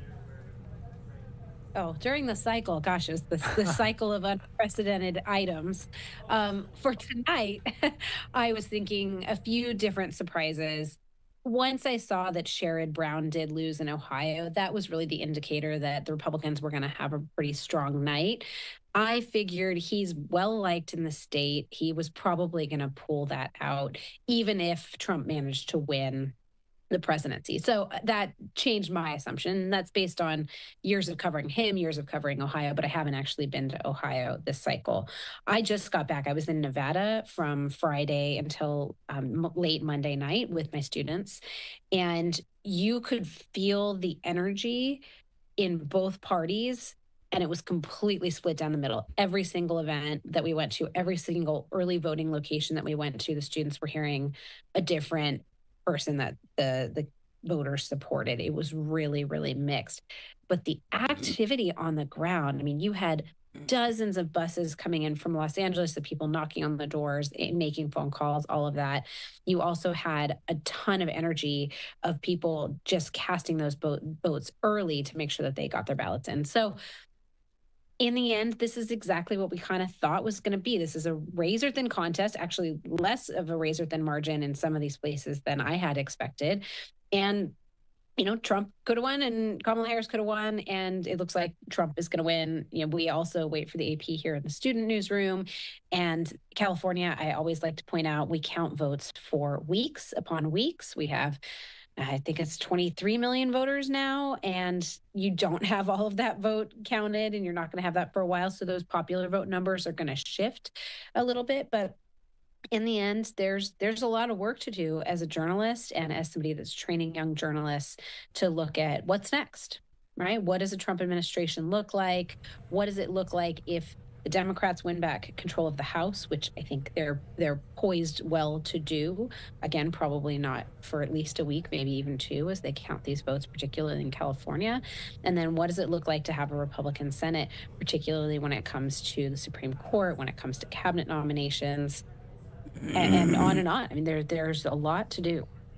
Yeah, and just to give some context here, Christina is a seasoned political journalist turned media center director at the USC Annenberg School. She works with journalism students, and she travels to battleground states to report on stories with students. She's been doing such in the lead up to today's election day. Christina, let's talk about the popular vote. Right now, Harris stands at 63 million votes, Trump at 68 million votes. Let's go to California.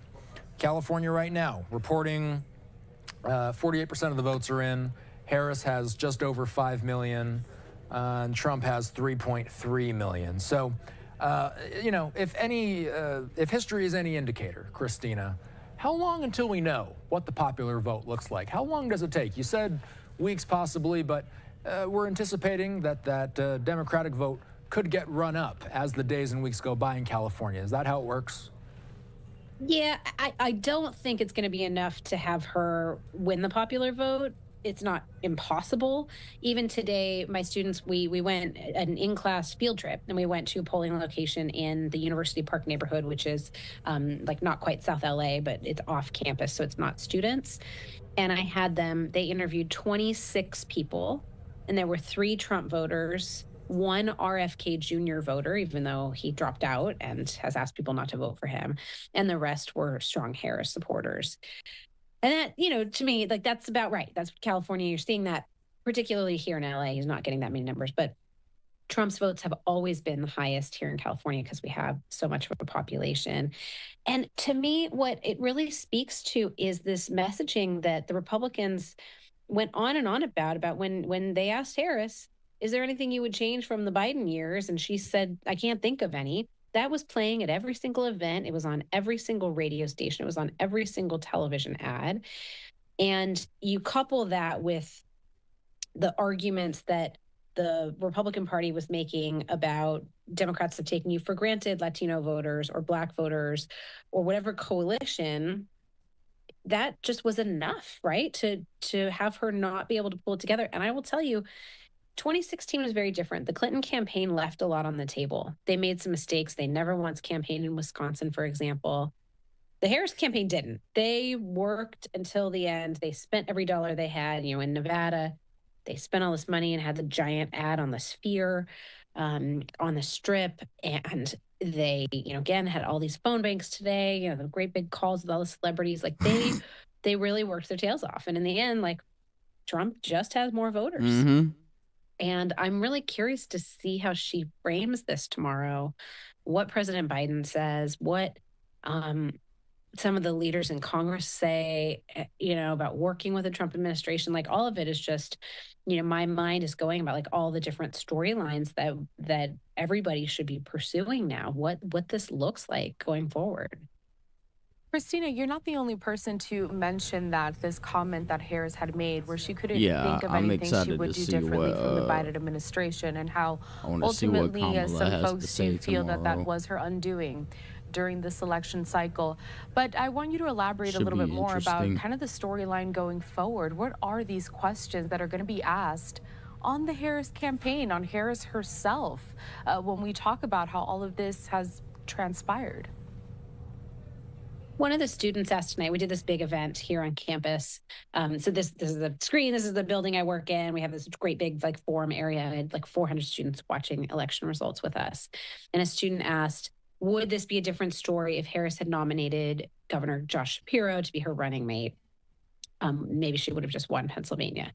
Maybe, right? Pennsylvania, like they campaigned there. She parked there. Her last events were there. They did everything they possibly could Right in now, Pennsylvania it's and like like we're at didn't the win end it. of a game Does of the person, Monopoly affect it maybe where half a everybody, point like, margin? one That's person not owns what she pretty lost much Pennsylvania every piece. by ultimately. So maybe that would have Like, done one something. In the person end, I owns think pretty that much probably every would piece have on the board, frustrated and the the other person's technically pro-Palestinian still movement, in, but which in the like end fighting actually for kind of went with survival. Harris. Multiple people from the uncommitted movement in some of the top states, including Michigan, ended up backing her. There was this effort called Swap the Vote, where they were saying if you live in a swing state, if you agree to vote for Harris to stop Trump, we'll pair They you with need to somebody who make doesn't a live in a swing state that will vote for a third-party uh, candidate to be your protest vote. So presidential that's kind of interesting. monopoly or something. And did that make any difference? Like, I don't know that Shapiro on the ticket would have Yeah. helped anything there. I also did notice it was interesting to me, and particularly on the far right, how lampooned Minnesota Governor Tim Walz has been. That surprised me. Here, the college students, they all like him. He, has seemed, like not that different from politicians. I covered him on Capitol Hill. I've known him for a long time, but you heard the constant references to Tampon Tim. They're calling him the dancing queen. They're mocking him for being subservient to the vice president. A lot of that messaging. So had she picked a different vice president, like maybe that would have been effective. But in the end, most people that we talked to that were pro-Trump were very much, I'm not doing well in my pocketbook. My business is struggling.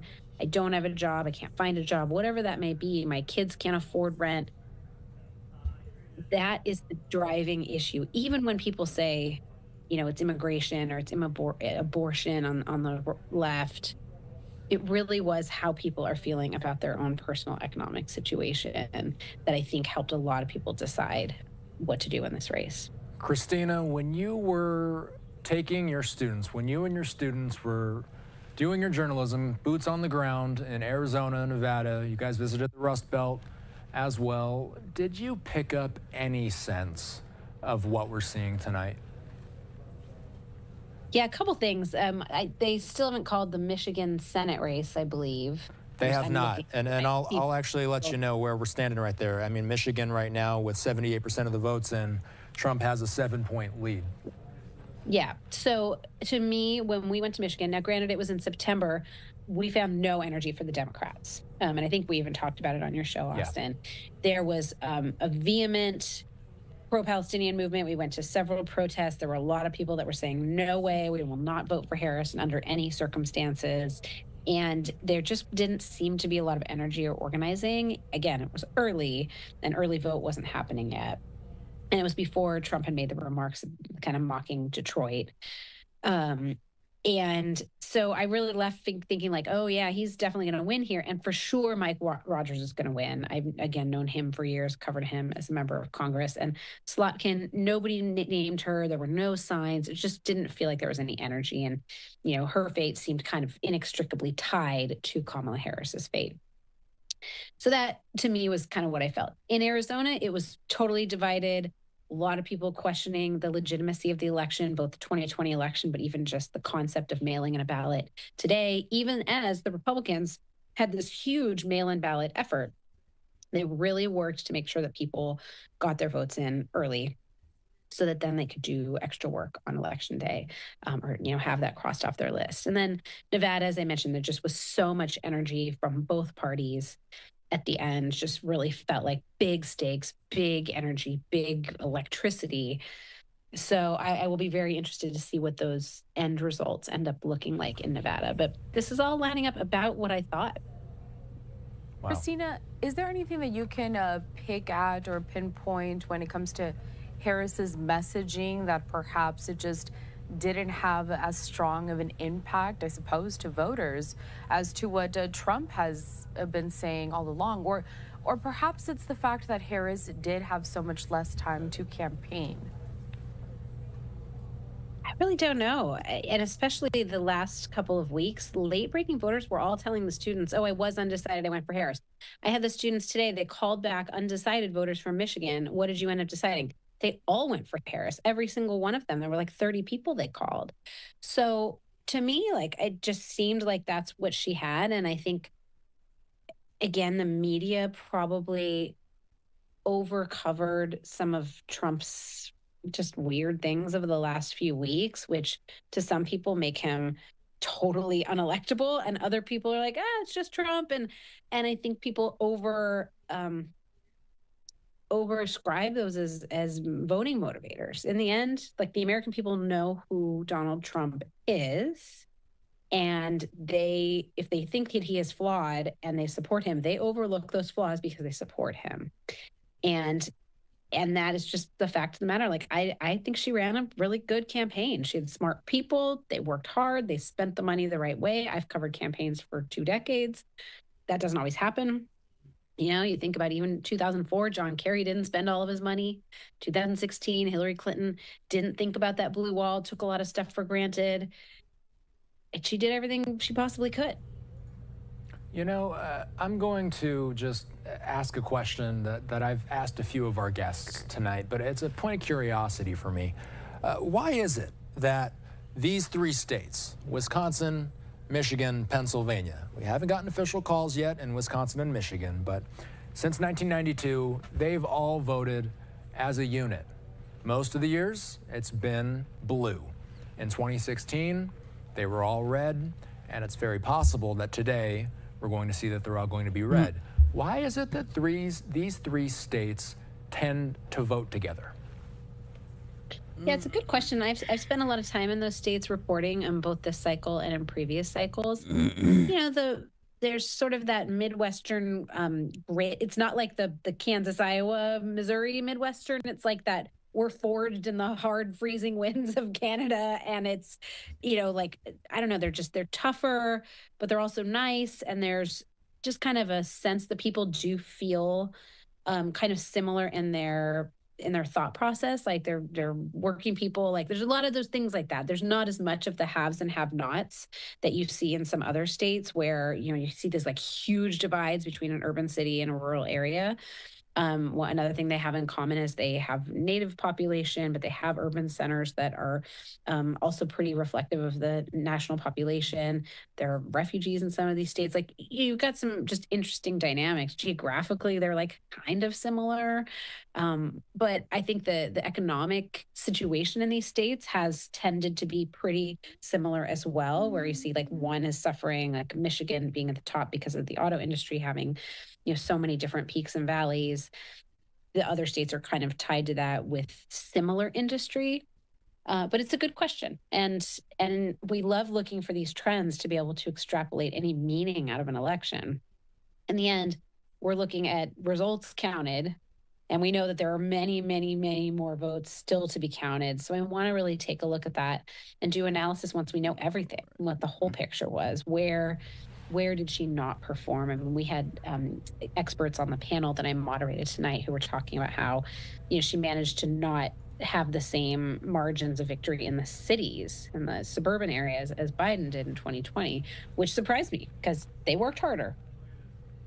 So, Christina, another point of fascination for me, we're getting into the nitty-gritty here. What I've got on my map, and Corell, if you could take me in full, I want to show Osceola County. This is a county that's just south of Orlando. Drop who you voted for. Why is it in the interesting? comments. It's because about a third of the population in this county is y'all Puerto vote? Rican. There's been a lot of news in the past week about the comments that comedian Tony Hinchcliffe made there.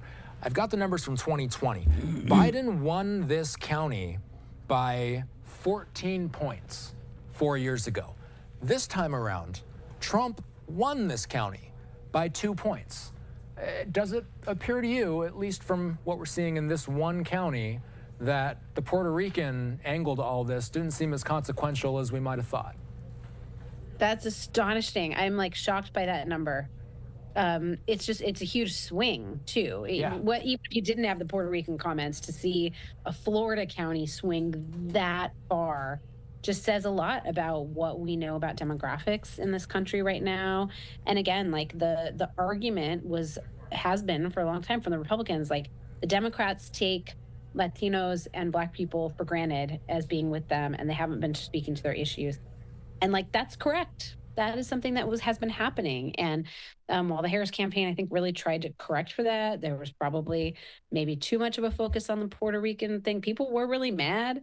It supposedly was going to make a difference in Pennsylvania, where there's a big Puerto Rican population. So that's like a really fascinating county to look at. I'm going to use that in class on Tuesday. You're welcome.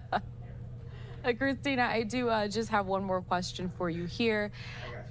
When we talk about, maybe the messaging that we have seen throughout this election cycle within the media, when you teach your journalism students, what did we learn? Because, you can't say that either of these candidates were perfect. They each had storylines that clearly would make them unappealing to voters. And yet, at the end of the day, we are going to have a winner. I mean, what do we learn about the messaging distinctly between these two candidates? Yeah. It's a hard question to answer, because in the end, it's what they would do. And you heard, I mentioned how the economy was such a driving factor, and you heard person after person say, like, well, Trump's going to help me and my family. And I haven't really heard anything in his policy proposals, but we also know how he governed. And like, that doesn't actually line up. Like, I don't know that he's going to do a whole bunch for like the working class people.